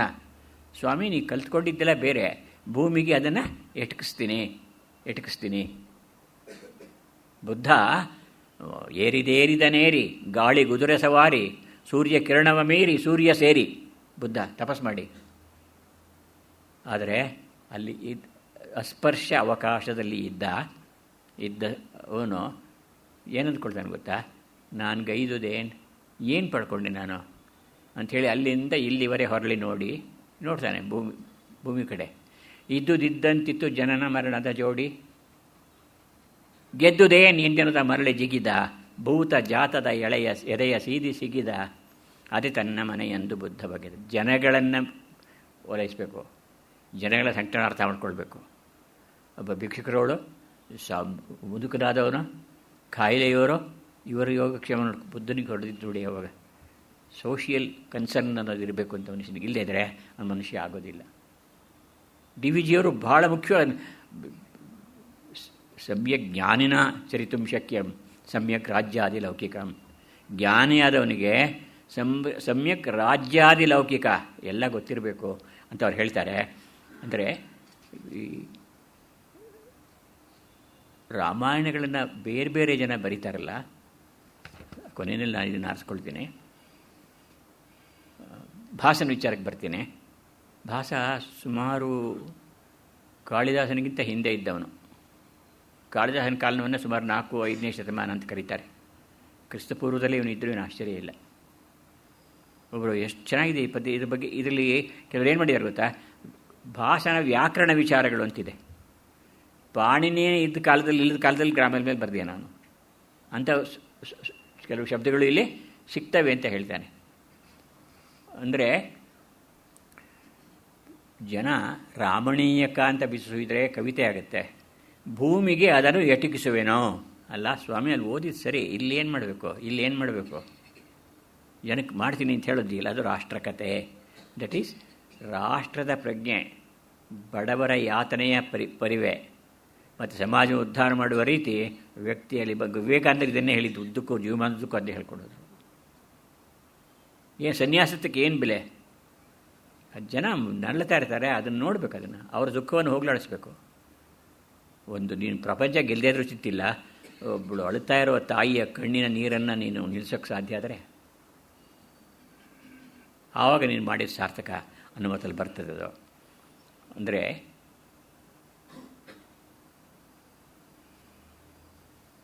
ಸೀತೆ ಹೇಳ್ತಾಳೆ ನೋಡಿ, ರಾವಣ ನಿನ್ನಂಥ ನೀಚನನ್ನು ನನ್ನ ಎಡಗಾಲಿಂದಲೂ ಕೂಡ ಮುಟ್ಟೋದಿಲ್ಲ ಅಂತಾಳೆ. ಏನು ಕೊಬ್ಬಿರಬೇಕು ಅವನಿಗೆ, ರಾವಣನಿಗೆ. ಆ ಕೊಬ್ಬಿನ ಎದುರಿಗಳು ನಿಂತು ಮಾತಾಡ್ತಾಳಲ್ಲ, ನನಗೆ ಭಾಳ ಇಂಪಾರ್ಟೆಂಟ್ ಕಾಣೋದು. ಅಷ್ಟು ದೊಡ್ಡ ವೈರಿಯ ಮುಂದೆ ನಿಂತ್ಕೊಂಡು ಇವಳು ಲಕ್ಷಣ ಇದೆ, ನನ್ನ ಎಡಗಾಲಿನಿಂದಲೂ ನಿನ್ನನ್ನು ಮುಟ್ಟೋದಿಲ್ಲ, ಹಿಂಸೆ ಕೊಟ್ಟರೂ ನಾನು ಜಗ್ಗೋದಿಲ್ಲ, ನನಗೆ ತುಂಡು ಮಾಡಿ ಕೊಚ್ಚಿ ಹಾಕಿದರೂ ಕೂಡ ಜಗ್ಗೋದಿಲ್ಲ, ಸುಟ್ಟರೂ ನಾನು ತಲೆಬಾಗೋದಿಲ್ಲ. ಸೀತೆ ಉಳಿದವರಂತೆ ಸುಮ್ಮನೆ ಮಾತಾಡೋದಿಲ್ಲ, ಇಷ್ಟೇ ನಾನು ಹೇಳೋದು, ನಿನಗೆ ನಾನು ಬಗ್ಗೋದಿಲ್ಲ ಅಂತ ಹೇಳ್ಬಿಟ್ಟು. ಇದು ಪೂತಿನ ನನ್ನ ಕಡೆ ಹೇಳ್ತಾರೆ. ನಂದಿದರು ದುಸ್ಸತ್ವ ದಮನ ಸತ್ವೋನ್ನತರು ರಾಮಕೃಷ್ಣಾದಿಗಳು ದಿವ್ಯಭೂತಿಗಳು. ಸ್ವಾಮಿ, ರಾಮ ಹೋದ, ಕೃಷ್ಣ ಹೋದ, ದೊಡ್ಡವರು ಗಾಂಧೀಜಿ ಹೋದರು, ಎಲ್ಲ ಹೋದರು. ನಂದಿದರು ದುಸ್ಸತ್ವ ದಮನ ಸತ್ವೋನ್ನತರು. ಒಳ್ಳೆ ಜನ ಯಾರು ಅಂದರೆ ದುಸ್ಸತ್ವ, ಕೆಟ್ಟ ಸತ್ವಗಳನ್ನು ದಮನ ಹಾಳು ಮಾಡೋದರಲ್ಲೇ ಸತ್ವೋನ್ನತರು, ಆತ್ಮಶಕ್ತಿ ಉಳ್ಳವರು. ಕೆಟ್ಟದ್ದನ್ನು ಹಾಳು ಮಾಡುವಂತಹ ವ್ಯಕ್ತಿಗಳು ಆತ್ಮಶಕ್ತಿ ಉಳ್ಳವರು. ಅವ್ರು ಪಾಪ ಅವ್ರು ಕೂಡ ಹೋಗ್ಬಿಟ್ರಿ, ಸತ್ತೋದು ಏನಾದ ಅಂದರೆ ಇಲ್ಲ ಇವಾಗ. ಆದರೆ ಅವ್ರು ಕೊಟ್ಟ ಅಂಶ ಇದೆಯಲ್ಲ, ಅದು ನಿನ್ನ ಹತ್ರ ಇದೆ, ಅದನ್ನು ನೀನು ಬಳಸ್ಕೊ. ಮಾಸ್ತಿಯವ್ರ ಕಡೆ ಹೇಳ್ತಾರೆ, ಧವಳ ಧವಳಾಂಚಲತಿ ಜನೆಯಾಂತು ಎತ್ತರಕ್ಕೆ ಎತ್ತರಕ್ಕೆ ತಿರೆಯ ಸೋಂಕದ ನಿಳಿಂಪರಂದದಿ ಭೂಮಿನೇ ತಲಿಸಿದಂತಹ ದೇವತೆಗಳಾಗಿರಲಿಲ್ಲ ನಾವು. ಕುರುಹು ತೋರಿಯಂ ದಿವ್ಯಗಳೆನಿಸುತ್ತೆ ಸರಿದವು ಸತ್ಕಲೆ ಕೃತಿಗಳು. ಆ ಕೃತಿಗಳು ಅವರು ಕುರುಹು ತೋರಿದರೂ ಕೂಡ ನಿಮಗೆ ಎಚ್ಚರ ಕೊಡ್ತಾ ಇರ್ತವೆ. ಪುತ್ರಿ ನನ್ನ ಕಡೆ ಕೇಳಿದರೆ, ಹೊರಗಡೆ ಅಜ್ಞಾನಕ್ಕೆ ನಾ ಹೊಣೆಯೇ, ಕೊರಗಲೇತಕ್ಕೆ ಆ ಬಗೆಗೆ, ನನಗೆ ನಾನಲ್ಲ ಉತ್ತರವಾದಿ, ಮನವ ಮಾಡುವೆನು ಏರುವೆಗೆ. ನಾನು ಏರೋದಕ್ಕೆ, ಉನ್ನತಿಗೆ ಸಿಕ್ಕದೆ ಖಿನ್ನನಾದೆ, ಇದು ಸರಿಯೋ ಸರಿಯಾಗದೋ. ಆದರೆ ಉನ್ನತಿ ಅರಿತವರಾರು ಎಂದು ಅರಿಸುವರಾರು ಅಲ್ಲ. ಯಾವುದು ಒಳ್ಳೆಯದು ಅಂತ ನಮ್ಗೆ ಏರ್ಕೊಳ್ಳೋರು ಯಾರಿದ್ದಾರೆ ಎಂದು. ಆದ್ದರಿಂದ ಶರಣಾಗುವುದೇ ನಲ್ಲೆ ಸಕ, ನಾವು ಒಪ್ಕೊಬಿಡಬೇಕು. ಯಾಕೆಂದರೆ ಸದಾ ಆ ಶಕ್ತಿ ಇದೆಯಲ್ಲ, ಉನ್ನತಿ, ಆತ್ಮೋನ್ನತಿ ಬರುವ ತನಕ ನಾವು ಅದನ್ನು ಮಾಡೋ ಹಾಗಿಲ್ಲ ಅಂತ ಹೇಳ್ತಾರೆ. ಹಾಗೆ ದುಷ್ಟರು ಹೇಗೆ ಯೋಚನೆ ಮಾಡ್ತಾರೆ ಅಂತ ಅಡಿಗರು ಲಕ್ಷ್ಮೀನಾರಾಯಣ ಭಟ್ರು ಒಂದು ಕಡೆ ಪದ್ಯದಲ್ಲಿ ತಮಾಷೆ ಮಾಡಿದ್ದಾರೆ. ಇದನ್ನು ರಾಮಾಯಣದ ಬಗ್ಗೆ ಹೇಳ್ದಂಗೂ ಆಯಿತು, ಆದರೆ ಕೊನೆಯಲ್ಲಿ ಹೀಗಂತ ದುಷ್ಟರು ಯೋಚನೆ ಮಾಡ್ತಾರೆ ಅಂತ ಹೇಳ್ಬಿಡ್ತಾರೆ. ಅಂದರೆ ನಾನು ಹೇಳದೇ ಇದ್ದಂಗೂ ಆಯಿತು. ಅವರೇನು ಬರೀತಾರೆ, ರಾಮನ ವಿರುದ್ಧ ದೆವ್ವದ ತರ್ಕ ಅಂತ ಪದ್ಯ ಲಕ್ಷ್ಮೀನಾರಾಯಣ ಭಟ್ರು ಬರೆದಿರೋದು. ಅಪ್ಪ ಕೊಟ್ಟಿದ್ದ, ರಾಮನ ಕುರಿತು ಹೇಳೋದು, ಅಪ್ಪ ಕೊಟ್ಟಿದ್ದ ಒಂದು ಮಾತನ್ನೇ ಹಿಡಿದು ರಾಜ್ಯ ನಡೆಸುವ ಹೊಣೆಯೇ ಬಿಡುವವನು ಗಂಡ. ಅಪ್ಪನಿಗೆ ಮಾತು ಕೊಟ್ಟಿದ್ನಲ್ಲ, ಹೇಳಿ ಮಾಡ್ತೀನಿ ಅಂಥೇಳಿ, ಅಂದರೆ ರಾಜ್ಯ ಬಿಡ್ತೀನಿ, ಆ ತಾಯಿ ಕೇಳಿದ್ಲು ಅಂಥೇಳಿ, ತಾಯಿ ಕೇಳಿದ್ಲು ಅಂತ ಹೇಳ್ಬಿಟ್ಟು ಅದು ಬಿಡ್ತಾನಲ್ಲ ಗಂಡ. ಮೆಚ್ಚಿರುವೆ ಮದುವೆಯಾಗೋ ಎಂದು ಹತ್ತಿರ ಬಂದ ಹೆಣ್ಣಿನ ಮೂಗು ಕೊಯ್ದವ ನಿಜವಾಗಿ ಪುಂಡ. ಅಂದರೆ ಶೂರ್ಪನಖಿ ಏನು ಮಾಡ್ತಾಳೆ ಅಂತಂದರೆ, ಅವಳು ರಾಮನ ಮೆಚ್ಕೊಂಡು ಬರ್ತಾಳೆ ಹತ್ತಿರಕ್ಕೆ, ಅವಳನ್ನು ಮೂಗನ್ನು ಕೊಯ್ದವನು ನಿಜವಾಗಿ ಪುಂಡ. ಅಣ್ಣನ್ನು ಬಿಟ್ಟು ಬಂದ ಸುಳ್ಳು ತಮ್ಮನ್ನು ತಬ್ಬಿ ಬಾ ಎನ್ನುವ ಯಾವನಿಗೆ ಅಣ್ಣ. ಅಣ್ಣ ತಮ್ಮಂದರಲ್ಲಿ ವಾಲಿ ಸುಗ್ರೀವರಲ್ಲಿ ಭೇದವನ್ನು ಹುಟ್ಟಿಸಿ ಅಣ್ಣನನ್ನು ಬಿಟ್ಟು ತಮ್ಮನನ್ನೇ ತಬ್ಬಿದವನು ಯಾವ ಅಣ್ಣ ಹೇಳು? ಅಂದರೆ ಸುಗ್ರೀವನಿಗೆ ಶಕ್ತಿ ಇತ್ತೋ ವಾಲಿಗೂ ಅಷ್ಟೊತ್ತಿಗೆ ಜಾಸ್ತಿನೇ ಇತ್ತು ಅವನಿಗೆ. ಕಥೆಗಳನ್ನು ನಂಬೋದಾದರೆ ಈ ರಾಮಾಯಣದ ಕಥೆಗಳು ಭಾಳ ಚೆನ್ನಾಗಿವೆ. ವಾಲಿ ಸ್ನಾನ ಮಾಡ್ತಾ ಇದ್ದಂತೆ, ಬಾಲ ಹೊರಗಡೆ ನದಿ ತೀರಿದ್ದ ಆಚೆಗೆ ಬಾಲ ಇತ್ತಂತೆ. ರಾವಣ ಬಂದಂತೆ ಅವಾಗ ಬನ್ನಿ ಹತ್ರ ಯುದ್ಧ ಮಾಡಬೇಕಲ್ಲ, ನೋಡೋದು ಟೈಮಿಲ್ಲ ನನಗೆ, ಸ್ನಾನ ಮಾಡಬೇಕು ಇವಾಗ ಅಂಥೇಳಿ ಅವನ್ನ ತನ್ನ ಬಾಲಕ್ಕೆ ಕಟ್ಕೊಂಬಿಟ್ಟು ಅಲ್ಲಾಡದಂತೆ ಕಟ್ಕೊಂಡಂತೆ. ಆಮೇಲೆ ಈಗ ಬಿಡುಗಡೆ ಆಗುತ್ತೆ ಅಂದರೆ ಮತ್ತೆ ಹೋದಂತೆ 6 ಸಮುದ್ರಕ್ಕೆ 7 ಸಮುದ್ರದಲ್ಲೂ ಸ್ನಾನ ಮಾಡಬೇಕಾಯ್ತು ಅವನು. ಆಮೇಲೆ ಬಿಟ್ಟನಂತೆ ಅವನು. ಇನ್ನು ನೋಡಿ ಈ ಕಥೆಗಳು ಎಷ್ಟು ರೋಚಕವಾಗಿರ್ತವೆ. ರಾವಣನನ್ನು ತನ್ನ ಸರಿಗೆ ಕಟ್ಟಿಕೊಂಡು ಬಾಲಕ್ಕೆ ಕಟ್ಟಿಕೊಂಡು ಓಡಾಡಿಸ್ದ ಅಂಥೇಳಿ ನನಗೆ ಈ ಕಥೆಗಳು ಓದಿದಾಗ ಎಲ್ಲೋ ಒಂದು ಹೊಸ ರೋಚಕತೆ ಈ ಕಥೆಗಳಲ್ಲಿ ಇರುವಂತೆ ನನಗನ್ಸುತ್ತೆ. ಇಲ್ಲಿ ಹೇಳ್ತಾನೆ, ಈಗಾಗಲೇ ಕಿಚ್ಚಲ್ಲಿ ಒಮ್ಮೆ ಬಿದ್ದಿದ್ದರೂ ಶಂಕಿಸಿ ಕಾಡಿಗಟ್ಟಿದನಲ್ಲ ಬಸರಿ ಹೆಣ್ಣನ್ನು. ಆಗಲೇ ಬೆಂಕಿಯಲ್ಲಿ ಅವಳು ಬೆಂದಿದ್ಲು ಒಂದು ಸಲ, ಮತ್ತೆ ಕಾಡಿಗೆ ಕಳಿಸ್ತಾನಲ್ಲ. ಯಾವ ರಾಜ್ಯದ ಮಾತೋ ಯಾಕಪ್ಪ ಅವನಿಗೆ? ಬೆಂಕಿಗೆ ತುಪ್ಪವ ಸುರಿಯುವ ದಡ್ಡ ಬೇರಾಗಿಗಳ ಪರ ಹಿಡಿದು ಯಾರನ್ನೋ ತೊದಕುವುದು ಹೇಗೆ? ಈಗ ಸನ್ಯಾಸಿಗಳು ಹೇಳ್ಬಿಡ್ತಾರೆ, ಋಷಿಗಳು ಅವ್ರಿಗೆ ಮಾತು ನಂಬಿಕೊಂಡು ಇವನೇನು ಮಾಡ್ದ ಅಂತಂದರೆ ಹೆಂಡತಿಯನ್ನು ರಾಮ ಹೆಂಡತಿಯನ್ನು ಕಾಡಿಗೆ ಕಳಿಸ್ದ ಅನ್ನೋ ಕಥೆ ಇದೆಯಲ್ಲ, ಪುಣ್ಯಕ್ಕೆ ಅದು ವಾಲ್ಮೀಕಿದಲ್ಲ, ಪುಣ್ಯಕ್ಕೆ ಅದು. ಯಾಕಂದರೆ ವಾಲ್ಮೀಕಿ ಬರೆದಿರೋದು 6 ಖಂಡ, 7ನೇ ಖಂಡ ಇದೆ ಅದರಲ್ಲಿ, ಸಪ್ತಮ ಕಾಂಡ ಅಂತಲೂ ಇದೆ ಅದರಲ್ಲಿ. ಸಪ್ತಮ ಕಾಂಡದಲ್ಲಿ ಇವೆಲ್ಲ ಬರ್ತವೆ, ಆದರೆ ವಾಲ್ಮೀಕಿ ಅದನ್ನು ಬರೆದಿಲ್ಲ.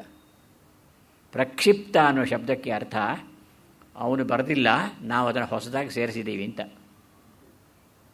ಈ ಪ್ರಕಾರ ನೋಡಿದ್ರೆ ವಾಲ್ಮೀಕಿ ನದಿಯಲ್ಲಿ ಸ್ನಾನ ಮಾಡಿದ್ದು ಇಲ್ಲ ಅಲ್ಲಿ ಮೂಲ ರಾಮಾಯಣದಲ್ಲಿ.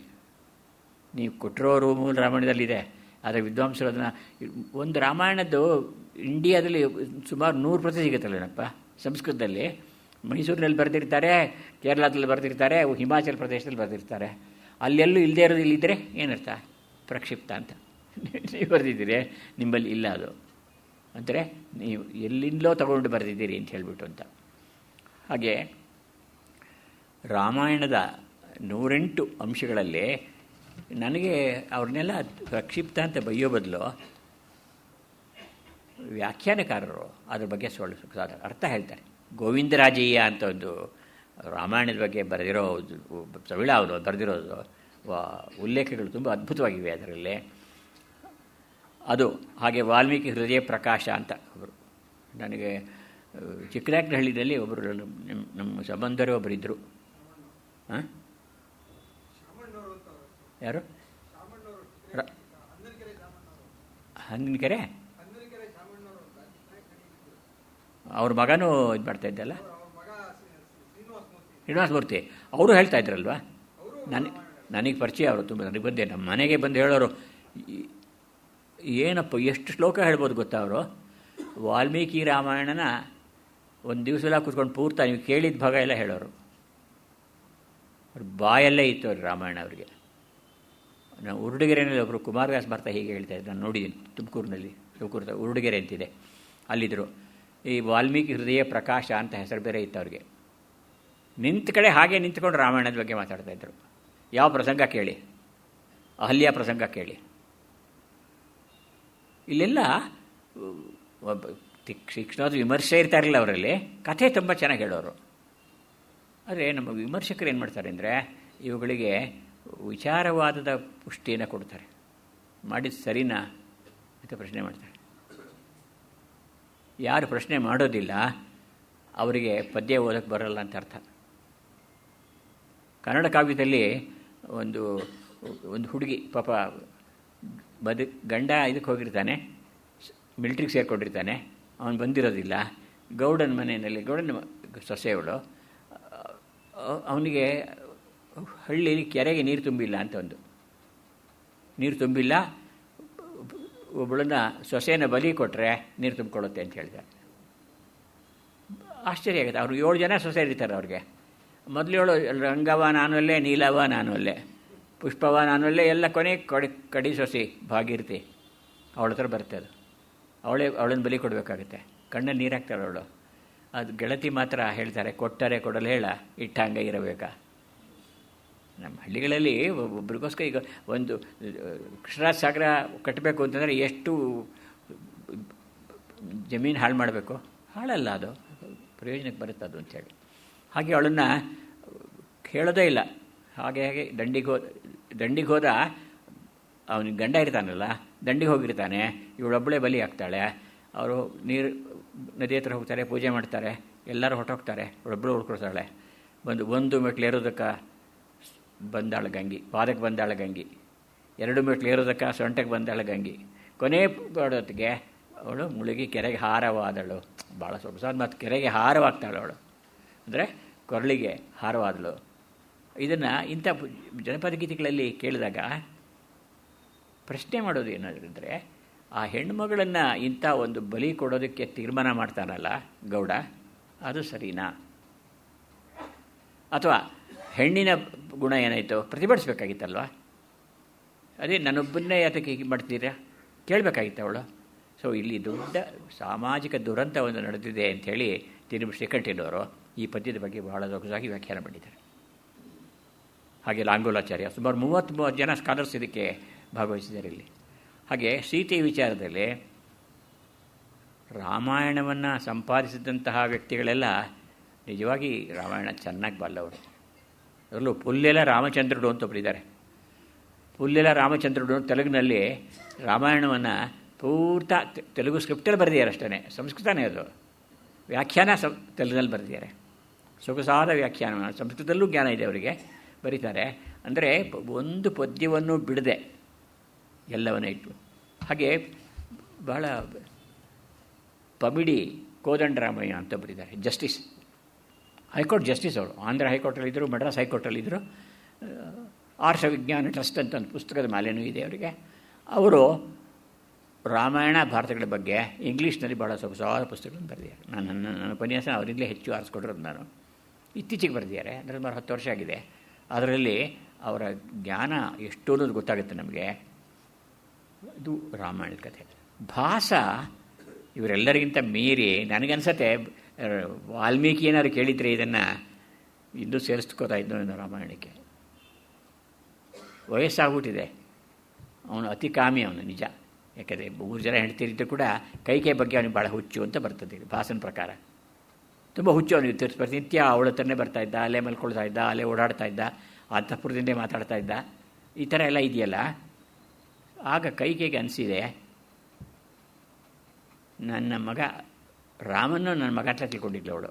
ಆದರೆ ಮಂಥರೆ ಕಿಮಪಿ ಮಂಥರ ಯಾಚಕರನ್ನೇ, ಯಾರೋ ಕಿವಿಗೆ ಬಂದು ಹೇಳ್ತಾರಲ್ಲ, ಚಾಡಿ ಮಾತು ಹೇಳ್ತಾರಲ್ಲ, ಅವ್ರ ಮಾತನ್ನು ಕೇಳಿ, ಅಲ್ಲಮ್ಮ, ನಿನ್ನ ಗಂಡ ಕೊಟ್ಟಿರೋ ಮಾತೆಲ್ಲ ಹೋಗಬೇಕು? ಹೋಗಲಿ, ನಿನ್ನ ಗಂಡ ನಿಮ್ಮ ತಂದೆಗೆ ಮಾತು ಕೊಟ್ಟಿದ್ನಲ್ಲ, ಅದೆಲ್ಲ ಹೋಗಬೇಕು?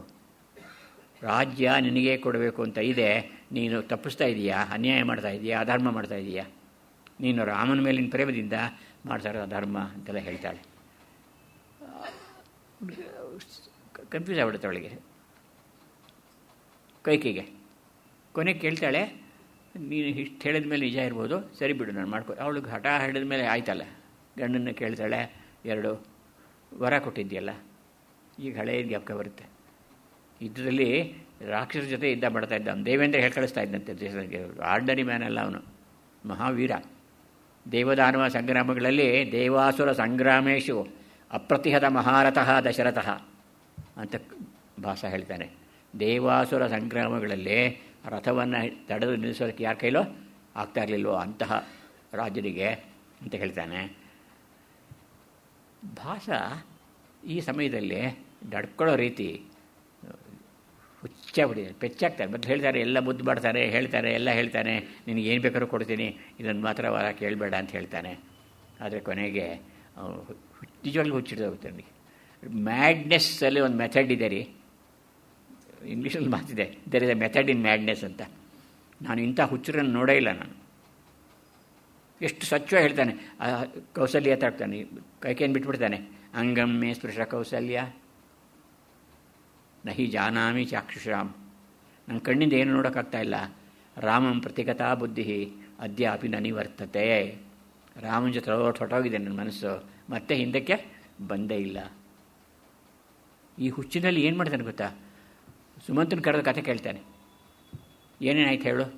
3 ಜನನೋ. ನನಗೆ ಎಷ್ಟು ಸೊಗಸಾದ ಕಾವ್ಯ ಇದು ಅಂತಂದರೆ, ನಾಟಕ ಇದು ಅಂತಂದರೆ 3 ಜನನೋ ಅಂತ ಹೇಳ್ತೀಯಲ್ಲ, ಯಾರ್ಯಾರು ಹೇಳಬೇಡ್ವಾ ನೀನು? ಸುಮಂತನ ರಾಮ, ಬರೀ ರಾಮ ಅಂತೀಯ? ಹೌದು, ದೇವಾಸುರ ಸಂಗ್ರಾಮಗಳಲ್ಲಿ ಅಪ್ರತಿಹತ ಮಹಾರಥ ಅಂತ, ಅದು ದಶರಥನ ಮಗ ಅವನು ರಾಮ. ಹೃದಯ ನಯನಾಭಿರಾಮ, ನಮ್ಮ ಕೇಳಿದವರ ಕಣ್ಣುಗಳಿಗೆ ಸಂತೋಷ ಕೊಡುವಂಥವನು ಅಂತ ಹೇಳ್ಬಿಟ್ಟು ರಾಮ ಅಂತಾರೆ. ಆಮೇಲೆ ಲಕ್ಷ್ಮಣ ಅಂತಾನೆ, ಲಕ್ಷ್ಮಣ ಹೊಗಳ್ತಾನೆ. ಆಮೇಲೆ ಸೀತೆ. ನಿಮಗೆ ಯಾರಿಗಾರು ಗ್ರಾಮರಲ್ಲಿ ಇಂತಹ ಒಂದು ಪ್ರಕರಣ ಇರುತ್ತೆ ಅಂತ ಗೊತ್ತಾ? ರಾಮ, ಲಕ್ಷ್ಮಣ, ಆಮೇಲೆ ಸೀತೆ. ಕೇಳಿಬಿಟ್ಟು ನಾನು ಸರಿಯಲ್ಲ ಇದು. ಅಪಾಯ ಬಹುಳಾನಿ ಅರಣ್ಯಾನಿ, ತುಂಬ ಅಪಾಯಗಳಿಂದ ಕೂಡಿದ ಕಾಡಿನಲ್ಲಿ ಸೀತೆಯನ್ನು ಕೊನೆಗೆ ಬಿಡೋದು ಯೋಗ್ಯ ಅಲ್ಲ. ರಾಮ, ಲಕ್ಷ್ಮಣ, ಸೀತೆ ಅಂತ ಹೇಳಬೇಡ, ಅವಳನ್ನು ಕೊನೆಗೆ ಬಿಡಬೇಡ. ಏನು ಮಾಡಬೇಕು? ಮಧ್ಯಕ್ಕೆ ತಗೊಂಬ. ರಾಮ, ಸೀತೆ. ನನಗೆ ಗ್ರಾಮರ್ನಲ್ಲಿ ಇಂತಹ ಕಾವ್ಯವನ್ನು ಸೃಷ್ಟಿ ಮಾಡ್ತಾನಿದ್ದಾರಲ್ಲ ವ್ಯಾಕರಣದಲ್ಲಿ. ಅಂದರೆ ರಾಮ, ಸೀತೆ, ಲಕ್ಷ್ಮಣ ಅಂತ ಹೇಳಬೇಕಾಗಿತ್ತು ನೀನು. ರಾಮ, ಲಕ್ಷ್ಮಣ ಅಂತ ಸೀತೆ ಹೇಳಿದೆಯಲ್ಲ, ಇದು ತಪ್ಪು. ಭಾಸ ಎಂತಹ ಉನ್ನತ ಮಟ್ಟದ ಆಲೋಚನೆಕಾರ ಅಂತ ಗೊತ್ತಾಗುತ್ತೆ.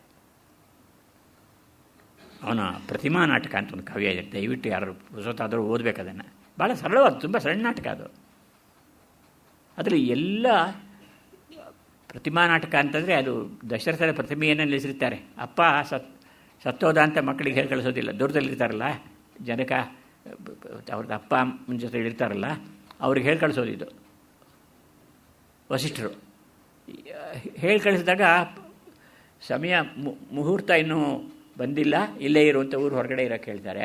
ಅವನಲ್ಲಿ ಇರಲಾರ್ದೆ ಒಂದು ಮನೆಗೆ ಹೋಗ್ತಾನೆ. ಅದು ಪ್ರತಿಮಾ ಗೃಹ ಅಂದರೆ ಹಳೆಯ ರಾಜರುಗಳ ಫೋಟೋ ಇರುತ್ತೆ, ಅದರಲ್ಲಿ ಮೂರ್ತಿಗಳಿರ್ತವೆ. ನೋಡ್ತಾ ಬರ್ತಾರೆ. ಇದ್ದಕ್ಕಿದ್ದಾಗೆ ದಶರಥಂದು ಇದೆ ಅಲ್ಲಿ. ದಶರಥಂದು ಇಲ್ಲಿ ಹೇಗೆ ಬಂತು? ಅದಕ್ಕೆ ಅವ್ನು ಕರೆಸಿ, ಕ್ಯೂರೇಟರ್ನ ಕರೆಸಿ ಕೇಳ್ತಾನೆ, ಅಲ್ಲಪ್ಪ ಈ ಮನೆಯಲ್ಲಿ ಪ್ರತಿಮಾ ಸೌಧದಲ್ಲಿ ಬದುಕಿರೋರು ಚಿತ್ರಗಳು ಇಡ್ತೀರಾ? ಇಲ್ಲ. ಅಲ್ಲಿ ಒಂದು ಕಾಣುತ್ತಲ್ಲ ನನಗೆ, ಯಾವುದಪ್ಪ ಅದು? ಇಲ್ಲ, ಅವನು ಬದುಕಿಲ್ಲ. ಅವನು ದಶರಥ ಬದುಕಿಲ್ಲ ಅನ್ನೋದು ಅವನಿಗೆ ಗೊತ್ತಾಗೋದು ಒಂದು ಕಲಾದೃಷ್ಟಿ ಇದ್ದ. ಸತ್ತವರ ಪ್ರತಿಮೆಗಳನ್ನು ಮಾತ್ರ ಇಡ್ತೀವಿ ಅಂತ ಹೇಳಿದಾಗ ಆಗ ಅವನಿಗೆ ಶಾಕ್ ಹಿಡಿದ. ತಾನು ಬಂದಿದ್ದು ಯಾತಕ್ಕೆ? ಅಪ್ಪ ಹೇಗಿದ್ದಾರೆ ತೋಡೋಕ್ಕೆ. ಮುಹೂರ್ತ ಚೆನ್ನಾಗಿಲ್ಲ ಅಂತ ಅಲ್ಲೇ ಇದ್ದ. ಈ ಕಥೆ ಅಂದರೆ ಪ್ರತಿಮಾ ನಾಟಕ ಇವಾಗ ಪ್ರತಿಮೆ ಅಂದರೆ ಸಿಂಬಲ್ ಅಂತ ಅರ್ಥ ಇದೆ. ಒಂದು ಸಿಂಬಲಿಕಾಗಿ ಹೇಳ್ತೀವಿ ನಾವು. ಏನೇನೋ ಹೇಳಿದಾಗ ಅದಕ್ಕೆಲ್ಲ ನಂಬ್ಕೊಳ್ಳೋದಿಲ್ಲ. ಗೋನಹಳ್ಳಿ ದೇವರೇ ಗೊಂಬೆ ತೇರಿನವಳೆ, ಎಷ್ಟು ಚೆನ್ನಾಗಿದೆ ಪದ್ಯ ನೋಡಿ. ಅವಳು ಹೆಣ್ಮಗಳು, ಮಹಾಪತಿವ್ರತಿಗಿರು ಅಂತ ಅವ್ನು ಕರಿತೀವಿ. ಗಂಡಸರೇ ಅಯೋಗ್ಯರು ಅನ್ನೋ ಮಾತಿದೆ, ಭಾಳ ಕಡೆ ಬರುತ್ತೆ. ಈ ಹೆಂಗಸು ನೋಡಿ, ಹಳ್ಳಿ ಹೆಂಗಸು ಅವಳು. ಗೋನಹಳ್ಳಿ ಅಂದರೆ ಗೌನಹಳ್ಳಿ ಇರ್ಬೋದು, ಇಲ್ಲಿ ಗೌನಿಪಲ್ಲಿ ಅಂತಿದೆ, ಇಲ್ಲಿ ಇಲ್ಲೇ ಇದೆ. ಯಾವುದೋ ಹಳ್ಳಿ ಅದು, ಗೌಡನಹಳ್ಳಿ ಅಥವಾ ಗೋವಿನಹಳ್ಳಿ. ಗೊಂಬೆ ತೇರಿನವಳೆ, ಅವಳಿಗೆ ಹರಸ್ಕೋಬೇಕಲ್ಲ, ಬಂದು ಹರಸ್ಕೋತಾರೆ 2 ವರ್ಷಕ್ಕೊಂದ್ಸಲ. ಏನಂದರೆ, ದಂಡಿಗೆ ಹೋದ ಮಿಂಡ ಸುಖವಾಗಿ ಬಂದರೆ ಗಂಡನ ಆಹುತಿ ಕೊಡುವೇನ.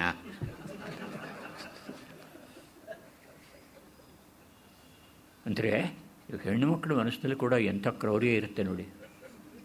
ನಾವು ಬರೀ ಗಂಡಸರಿಗೆ ಇದೆಲ್ಲ ರಿಸರ್ವ್ಡ್ ಅಂತ ಅನ್ಕೊಂಡ್ಬಿಟ್ಟಿರ್ತೀವಿ. ಆದರೆ ಅವಳ ಮನಸ್ಸಲ್ಲಿ ಕೂಡ, ನಾನು ಯಾಕೆ ಹೇಳಿದ್ದೇನೆ ಅಂತಂದರೆ, ಹೆಣ್ಣು ಮಕ್ಕಳು ಹೀಗಲ್ಲ.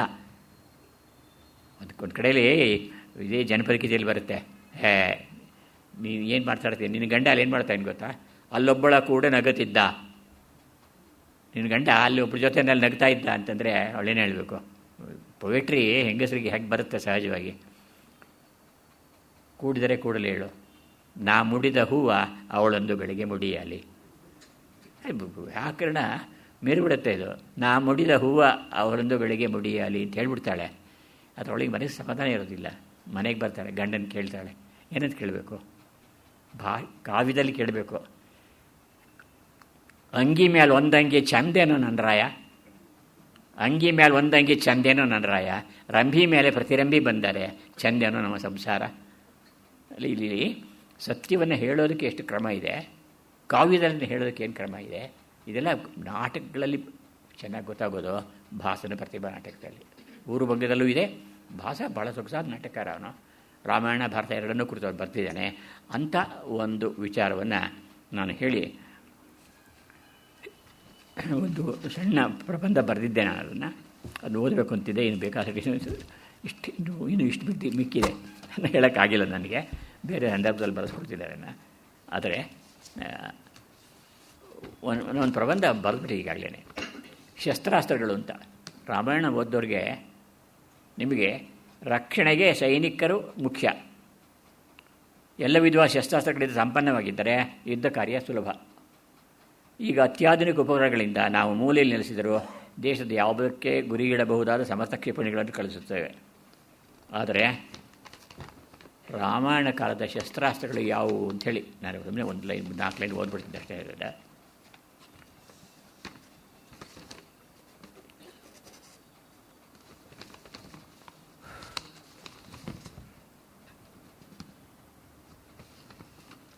ಕಾನ್ಪುರ ಸಮೀಪ ಬಿಠೂರಿನಲ್ಲಿ ಬ್ರಹ್ಮವರ್ತ ಘಟ್ಟದಲ್ಲಿ ವಾಲ್ಮೀಕಿ ಆಶ್ರಮವಿದೆ ಎಂದು ಹೇಳುತ್ತಾರೆ.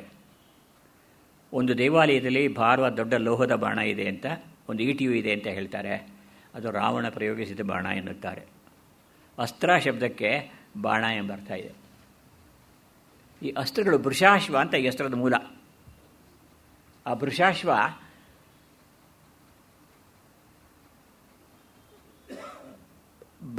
ಅಸ್ತ್ರಗಳನ್ನು ಕುರಿತು ಹೇಳುವಾಗ ಅವಕ್ಕೆ ಜೀವ ಇರುತ್ತವೆ, ಸತ್ತಂತೆ ಬಿದ್ದಿರುತ್ತೆ ಜಿಗಣಿಗಳಂತೆ. ನಾನು ಮಡಿಕೇರಿಯಲ್ಲಿ ಹೋಗ್ಬೇಕು, ನೀವು ಬೇಸಿಗೆ ಕಾಲದಲ್ಲಿ ರಬ್ಬರ್ ಇದ್ದಂಗೆ ಇರ್ತಾವೆ, ಏನು ಕಾಲು ತುಳ್ಕೊಳ್ಳೋದು ಏನು ಮಾಡೋಲ್ಲ. ಅದು ಮಳೆ ಬಂದುಬಿಟ್ರೆ ಅವು ಜಿಗಡ ಮೈ ಮೇಲೆ ಹತ್ತು ಬಂದು ರಕ್ತ ಹೀರಿಬಿಡ್ತಾವಲ್ಲ. ಹಾಗೆ ವೃಷಾಶ್ವ ಹೇಳುವ ಶಸ್ತ್ರಾಸ್ತ್ರಗಳು ಅವಕ್ಕೆ ಜೀವ ಇರ್ತವೆ. ಅದರಲ್ಲಿ ಕೆಲವು ಉಪಸಂಹಾರ ಮಾಡೋಕ್ಕಾಗದೇ ಇರುವಂಥವು, ಉಪಸಂಹಾರ ಮಾಡೋಕ್ಕಾಗುವಂಥವು. ಅದನ್ನು ಹೇಗೆ ಬಳಸಬೇಕು ರಾಮನಿಗೆ ಹೇಳ್ಕೊಡ್ತಾ ಇದ್ದಾರೆ ಇವರು ಪೂರ್ತ. ಹೇಗೆ ಬಳಸಬೇಕು, ಗುರಿ ಇಡೋದು ಹೇಗೆ, ಎಷ್ಟು ದೂರದಲ್ಲಿ ಹೋಗಬೇಕು, ಆವರಣ ಹೇಗಿರಬೇಕು, ಮತ್ತು ಇವನ ಮೈಕಟ್ಟೆ ಹೇಗಿರಬೇಕು, ಲಕ್ಷ್ಯ ಸಿದ್ಧಿ ಎಂದರೆ ಏನು. ನಿಜವಾಗ್ಲೂ ಈ ಶಸ್ತ್ರಾಸ್ತ್ರಗಳ ಬಗ್ಗೆ ತಿಳಿಬೇಕಾದ್ರೆ ನೀವು ರಾಮಾಯಣ ಓದಬೇಕು. ಎಷ್ಟು ಥರ ಇದೆ ಅಂತಂದರೆ ನನಗೆ ಆಶ್ಚರ್ಯ ಆಗುತ್ತೆ. ಹಾಗೆ ನಾನೀಗ ಹೇಳಿದ್ದು ಭಾಳ ಕಡಿಮೆ ಆಯಿತು. ನನಗೆ 2 ಗಂಟೆ ಅಲ್ಲ 4 ಗಂಟೆ ಕೊಟ್ಟರು ಇನ್ನೂ ಹೀಗೇ ಇರುತ್ತೆ. ಆದರೆ ಅದೆಲ್ಲ ಮುಖ್ಯ. ನನಗೆ ಮುಖ್ಯವಾಗಿ ಶ್ರೀರಾಮ ಅವನ ಚರಿತ್ರೆಯನ್ನು ಕುರಿತು ವಾಲ್ಮೀಕಿ ಬರೆದಲ್ಲ, ಆ ವಾಲ್ಮೀಕಿ ಎಂತಹ ಒಂದು ಮಟ್ಟದ ತಪಸ್ವಿಯಾಗಿರಬೇಕು. ನೆನಪುಗಳಿಗೆ ಹೇಳ್ರಿ, ಏನು ದಯವಿಟ್ಟು ಜ್ಞಾಪಿಸ್ಕೊಳ್ಳಿ. ರಾಮಾಯಣದಲ್ಲಿ ಎಷ್ಟು ಪಾತ್ರಗಳು ಬರ್ತವೆ ಜ್ಞಾಪಿಸ್ಕೊಳ್ಳಿ. ಅವ್ರ ಜೊತೆಗೆ ಬೇರೆ ಬೇರೆ ಪಾತ್ರಗಳು ಇರ್ತವೆ, ಉಪಪಾತ್ರಗಳಿವೆ, ಅಸಂಖ್ಯಾತ ಸೈನಿಕರಿರ್ತಾರೆ. ಅದನ್ನೆಲ್ಲ ಜ್ಞಾಪಿಸ್ಕೊಂಡು ನಿಮಗೆ ಕಥೆಯನ್ನು ಹೇಳಿಕೊಂಡು ಅದಕ್ಕೆ ಒಂದು ಅಂಚನ್ನು ಕೊಡ್ತಾ ಹೋಗ್ತಾನಲ್ಲ. ನಮ್ಮ ಯಾವ ಕವಿಗಳಿಗೂ ಇಷ್ಟು ಹೆಸರುಗಳನ್ನು ಹೇಳಕ್ಕೆ ಬರೋಲ್ಲ. ಹೇಳ್ತೀವಿ, ಅದು ಜ್ಞಾಪಕ ಇರಲ್ಲ ನಮಗೆ. ಮತ್ತು ಮುಂದಿನ ಸಲಕ್ಕೆ ಅನಕ್ಷರ ಕಾದಂಬರಿಗಳ ಕೆಲವು ಕಡೆ ಅವನು ಯಾವುದೋ 16ನೇ ಪುಟಕ್ಕೆ ಬರೋ ಹೊತ್ತಿಗೆ ಅಂಗಡಿ ಪೇಟೆ ಅಂಗಡಿ ಅವರು 4-5 ಕಾದಂಬರಿ ಒಟ್ಟಿಗೆ ಬರೆದರು, ಒಂದು ಮಿಕ್ಸ್ ಆಗ್ಬಿಡುತ್ತೆ, ಅದಕ್ಕೊಂದು ಮಿಕ್ಸ್ ಆಗ್ಬಿಡುತ್ತೆ. ಹಾಗಾಗದೇ ಇರಬೇಕು. ವಾಲ್ಮೀಕಿ, ವ್ಯಾಸ ಇವರು ಇಂತಹ ಒಂದು ಅದ್ಭುತವಾದ ಜ್ಞಾನ ಸಂಪತ್ತನ್ನು ಹೊಂದಿದವರು, ಸ್ಮರಣಶಕ್ತಿಯನ್ನು ಹೊಂದಿದವರು, ಮತ್ತು ಸನ್ನಿವೇಶಗಳನ್ನು ಪೃಥಕ್ಕಾಗಿ ಬಿಡಿಸಿ ಹೇಳಬಲ್ಲವರು ಇದ್ದರು. ಅಂತಹ ಮಹಾಕವಿಗಳಿಗೆ ನಾವು ನಮನವನ್ನು ಸಲ್ಲಿಸೋದಕ್ಕೆ ಇದೊಂದು ಒಳ್ಳೆಯ ವೇದಿಕೆ ಆಗುತ್ತೆ. ಅದು ಆಗಲಿ ಅಂತ ಹೇಳಿ ನಾನು ಪೂರ್ಣ ಮಾಡೋಕ್ಕಾಗಲಿಲ್ಲ. ಮಾಡೋದು ಮುಖ್ಯವೂ ಅಲ್ಲ ನನಗೆ. ಯಾಕೆಂದರೆ ಒಂದು ರಾಮಾಯಣದ ಬಗ್ಗೆ, ಅದು ರಾಮಾಯಣಂ ಅದು ವಿರಾಮಾಯಣಂ ಕಣ ಅಂತಾರೆ ಕುವೆಂಪು ಅವರು. ಅಜಾನವಾಗಿ ಹೇಳಬೇಕಾದದ್ದು ಒಂದು ದಿವಸಕ್ಕೆ ಮುಗಿಯುವಂಥದ್ದಲ್ಲ ಅಂತ ಹೇಳ್ತಾರೆ. ಅಂತಹ ಮಹಾಕವಿಗಳು ನಾನು ತಿಳಿದ ಹಾಗೆ ಸುಮಾರು 2000 ವರ್ಷಗಳಿಂದಲೂ ಕೂಡ ಈ ಕಥೆ ಜನರಲ್ಲಿ ಪ್ರಚಲಿತವಾಗಿದೆ. ಆಗಿದ್ದ ಸಂದರ್ಭದಲ್ಲಿ, ಇವತ್ತಿನ ಸಂದರ್ಭದಲ್ಲಿ ಕಥೆಯನ್ನು ಮಾತ್ರ ಮರಿದಿಲ್ಲೇನೆ ಅದಕ್ಕೆ ಏನೇನೋ ಸೇರಿಸ್ಕೊಂಡು ಉಪಕಾರ ಹಚ್ಚಿರ್ತೀವಿ. ಇಲ್ಲ ಅಂತಲ್ಲ, ಪ್ರಕ್ಷೇಪಗಳಿಲ್ಲ ಅಂತ ನಾನು ಹೇಳೋದಿಲ್ಲ. ಆದರೆ ಆ ಪ್ರಕ್ಷೇಪಗಳಿಂದ ಮೂಲದ ಸೊಬಗು ಹೆಚ್ಚಾಗಿದೆಯೇ ಹೊರತು ಕಡಿಮೆ ಆಗಿದೆ ಅಂತ ನಾನು ತಿಳ್ಕೊಳ್ಳೋದಿಲ್ಲ. ಅನೇಕರು ಆಕ್ಷೇಪಣೆ ಮಾಡ್ತಾರೆ. ಪ್ರಕ್ಷೇಪ ಅಂದರೆ ನಂದು ಬೇರೆ ಸೇರಿಸ್ತೀನಿ. ಅದು ಯಾರು ಮಾತಾಡಬೇಕಾದ್ರೆ ಅವನಿಗೆ ಹೀಗೆಲ್ಲ ಬೈಯೋದು, ನಿಂಗೆ ಬೈಯೋಕ್ಕೆ ಬರಲ್ಲ, ನಿನಗೆ ನನಗೆ ನಮ್ಮ ಗುರುಗಳು ತಮಾಷೆ ಮಾಡ್ತಾಯಿದ್ರು, ಮಾಸ್ತಿಯವರಿಗೆ ಬೈಯೋಕ್ಕೆ ಬರಲ್ಲ ಅಂತ. ಅವ್ರಿಗೆ ಈ ಕ್ಯಾರೆಕ್ಟರ್ಸ್ ಬಗ್ಗೆ ಹೇಳುವಾಗ ಕೂಡ ಬೈಯೋಕ್ಕೆ ಬರಲ್ಲ ಅವ್ರಿಗೆ. ಯಾಕೆಂದರೆ ಬೈಯೋಕ್ಕೆ ಪರಿಭಾಷೆ ಇದೆ ರೀ, ಬೀಚಿಯವ್ರನ್ನ ಕೇಳಬೇಕು ಅದನ್ನು, ಗೊತ್ತಾಯ್ತಲ್ಲ. ಅದಕ್ಕೆ ಅವ್ರ ಹತ್ರ ಅಂದರೆ ಅದರಲ್ಲೂ ಪರಿಣತಿ ಸಾಧಿಸಬೇಕಲ್ಲ, ಕವಿಯ ಮೇಲೆ ಎಲ್ಲ ಆಗಬೇಕಲ್ಲ. ಹಾಗೆ ರಾಮಾಯಣ ಮಹಾಭಾರತ ಅನ್ನೋದನ್ನು ಅದು ನಿಜವಾಗಿ ಸ್ರೋತಗಳು, ಮೌಲ ಅಂತ ಕರೀತಾರಲ್ಲ, ಮೌಲಗಳು ಅಂದರೆ ಮೂಲಭೂತವಾದವು, ಬದುಕಿಗೆ ಅಗತ್ಯವಾದವು, ಅವು ನಮ್ಮ ಬದುಕನ್ನು ರೂಪಿಸುವಂಥ ಶಕ್ತಿ ಉಳ್ಳವು, ಜಗತ್ತಿಗೆ ಹರಡಿಕೊಳ್ಳಬಲ್ಲವು. ನಾನು ಕನ್ನಡ ತೆಲುಗು ಮಾತ್ರ ಓದಿದ್ದೀನಿ, ಸಂಸ್ಕೃತ ಸುಮಾರಾಗಿ ಓದ್ಕೊಂಡಿದ್ದೀನಿ. ಆದರೆ ಉಳಿದವ್ರು ಎಷ್ಟಿದೆ ಗೊತ್ತಾ. ಅವು ಅಸ್ಸಾಮಿ ರಾಮಾಯಣದಲ್ಲಿ ಏನು ಬರುತ್ತೆ ಗೊತ್ತಾ. ವಿಶ್ವಾಮಿತ್ರ ರಾಮನಿಗೆ ಕೊಟ್ಟು ಬದಿ ಬಿಡಬೇಕಲ್ಲ ಸೀತೆಯನ್ನು, ಅವಳನ್ನು ಕರೆಸ್ತಾರೆ. ಅವಳು ಅಲಂಕಾರ ಮಾಡ್ಕೊಂಡು ಬಂದಾಗ ವಿಶ್ವಾಮಿತ್ರ ಹಾಗೆ ಮೂರ್ಛೆ ಹೋಗ್ಬಿಡ್ತಾನೆ. ಅವಳನ್ನು ನೋಡಿಬಿಟ್ಟು ವಿಶ್ವಾಮಿತ್ರ ಅಂತ ಋಷಿ ಸೀತೆಯಲ್ಲಿ ಬರ್ತಾಳಲ್ಲ, ಚೆನ್ನಾಗಿ ಪಟ ಹಾಕಿರ್ತಾರಲ್ಲ, ದಾಟ್ಕೊಂಡು ಬರ್ತಾಳಲ್ಲ ಅವಳು, ಅದು ನೋಡಿಬಿಟ್ಟು ವಿಶ್ವಾಮಿತ್ರನೇ ಮೂರ್ಛೆ ಹೋಗ್ಬಿಡ್ತಾನೆ. ಗುರು ಆಗಬೇಕು ಅವನು, ಪುರೋಹಿತ ಅವನು. ಇದೆಷ್ಟು ಹೇಳೋದು, ಇದು ಪ್ರಕ್ಷಿಪ್ತ ನಿಜ, ಇನ್ನು ಮುಂದಲ್ಲಿಲ್ಲ ಇದು. ಆದರೆ ಎಷ್ಟು ಚೆನ್ನಾಗಿದೆ ಅನಿಸುತ್ತೆ. ಅವಳ ರೂಪಕ್ಕೆ ಕೊಡುವಂಥ ಒಂದು ಕಿರೀಟ ಅನಿಸುತ್ತೆ ಇದು. ಏನು ಹೊಗಳಬೇಕಾದ್ರೂ ಕೂಡ ಕಚ್ಚಿದರೆ ಕಬ್ಬಾಗಬೇಕು, ಹಿಂಡಿದರೆ ಜೇನಾಗಬೇಕು. ಕಚ್ಚಿದರೆ ಕಬ್ಬಾಗಿ, ಹಿಂಡಿದರೆ ಜೇನಾಗಿ, ಹಾಲು ಸಕ್ಕರೆ ಸೇರಿ ನೀವಾದಿರ ಆಚಾರ್ಯ. ಪಂಜೆ ಮಂಗೇಶರಾಯನ ಕುರಿತು ಕುವೆಂಪು ಬರೆದಿರೋ ಪದ್ಯ ಇದು. ಹಾಗೆ ಕಾವ್ಯಗಳು ನಮ್ಮ ಅಂತರಂಗವನ್ನು ನೆನೆಸಬೇಕು, ಸಾಲು ನೆನಪಿಟ್ಕೊಳ್ಳೋ ಹಾಗೆ ಮಾಡಬೇಕು, ಒಳಗೆ ಇಳಿಬೇಕು. ಇಳಿಯತಕ್ಕ ಶಕ್ತಿ ಇದ್ದರೆ ಬೇರೆ ಆಗೋದೇ ಇಲ್ಲ. ಇವತ್ತಿಗೂ ಅಹಲ್ಯೆ ಅಂತಂದರೆ ನಮಗೆ ಜ್ಞಾಪಕ ಇದೆ, ರಾಕ್ಷಸ ಅಂದರೆ ಜ್ಞಾಪಕ ಇದೆ, ಶೂರ್ಪಣಖಿ ಅಂದರೆ ಗೊತ್ತಿದೆ, ಮತ್ತು ಮಾರೀಚ ಅವನ ವಿಚಾರ ಗೊತ್ತಿದೆ, ಕೆಟ್ಟವರು ಗೊತ್ತಿದ್ದಾರೆ, ಒಳ್ಳೆಯವರು ಗೊತ್ತಿದ್ದಾರೆ, ಋಷಿಗಳು ಗೊತ್ತಿದ್ದಾರೆ. ಎಲ್ಲ ಇಂತಹ ಒಂದು ಸರ್ವಮಾನ್ಯವಾದ, ಆದರೆ ಯಾರಿಗೂ ಸ್ಪಷ್ಟವಾಗಿ ಗೊತ್ತಾಗದ ಕೆಲವು ಪಾತ್ರಗಳನ್ನು ವಾಲ್ಮೀಕಿ ಮತ್ತು ವ್ಯಾಸ ಇವರಿಬ್ಬರೂ ಹೇಳ್ತಾರೆ. ಆ ಇಬ್ಬರಿಗೆ ನಮಸ್ಕಾರ ಸೂಚಿಸಿ ಈ ದಿವಸ ರಾಮಸ್ವಾಮಿ ಇರಬೇಕಾಗಿತ್ತು ನನ್ನ ಮನಸ್ಸಿನಲ್ಲಿ. ಪಾಪ ನಿಜವಾಗ್ಲೂ ನಾವು ಹಂಚ್ಕೊಳ್ತೀವಿ ಈ ಥರದ ಸಂದರ್ಭಗಳನ್ನೆಲ್ಲ. ಅಯೋಧ್ಯ ಅದು ಎಷ್ಟು 8 ಪುಸ್ತಕ ನನಗೆ ಎಡಿಟ್ ಮಾಡಿರೋದನ್ನು ಕಳಿಸ್ಕೊಟ್ಟಿದ್ದಾರೆ ಅವರು. ಆ 8 ವಾಲ್ಯೂಮಲ್ಲಿ ಕೂಡ ನಾನು ಅವ್ರು ಸಿಕ್ಕಿದ್ರೆ ಕೇಳಬೇಕು ಅಂತಿದ್ದಿದ್ದು, ನೀವು ಯಾಕೆ ಮುನ್ನುಡಿ ಬರಲಿಲ್ಲ ಅದಕ್ಕೆ ಅಂತ. ಹೊಸದಾಗಿ ಬರೆದಿರಲ್ಲ ನೀವೊಂದು ಮುನ್ನುಡಿ, ಅವರು ರಾಮಸ್ವಾಮಿಯವ್ರನ್ನ ಮುನ್ನುಡಿ ಇದ್ದಿದ್ದರೆ ಅದು ಸಾರ್ಥಕ ಆಗ್ತಾಯಿತ್ತು 8 ವಾಲ್ಯೂಮ್ಗೂ ಅಂತ ಅನಿಸುತ್ತೆ ನನಗೆ. ಅಂತಹ ಜೀವಿ ಇವತ್ತು ರಾಮಸ್ವಾಮಿ ನಮ್ಮ ಜೊತೆ ಇಲ್ಲ. ಬಹುಶಃ ನಾನಿವತ್ತು ಅವ್ರು ಇಲ್ಲದೇ ಇರೋ ದಿವಸ ನಾನು ಭಾಷಣ ಮಾಡಿಲ್ಲ. ಇವತ್ತು ಅವ್ರ ಎದುರು ಇದ್ದೇ ಇರ್ತಾರೆ. ಈಗಲೂ ಅವ್ರನ್ನ ಇದ್ದಾರೆ ಅಂತ ತಿಳ್ಕೊಂಡು ರಾಮಸ್ವಾಮಿಯವ್ರನ್ನ ಅಲ್ಲಿ ಪ್ರತಿಷ್ಠಾಪಿಸಿಕೊಂಡು ನಾನು ಆ ಜೀವನಕ್ಕೆ, ಆ ಚೈತನ್ಯಕ್ಕೆ ಒಳ್ಳೆಯದಾಗಲಿ ಅಂತ ಹಾರೈಸಿ ನಾನು 7:45 ಶುರು ಮಾಡಿದೆ. ಅದರಿಂದ 8:10 1:15 ಮುಗಿಸ್ತಾ ಇದ್ದೀನಿ. ನಮಸ್ಕಾರ.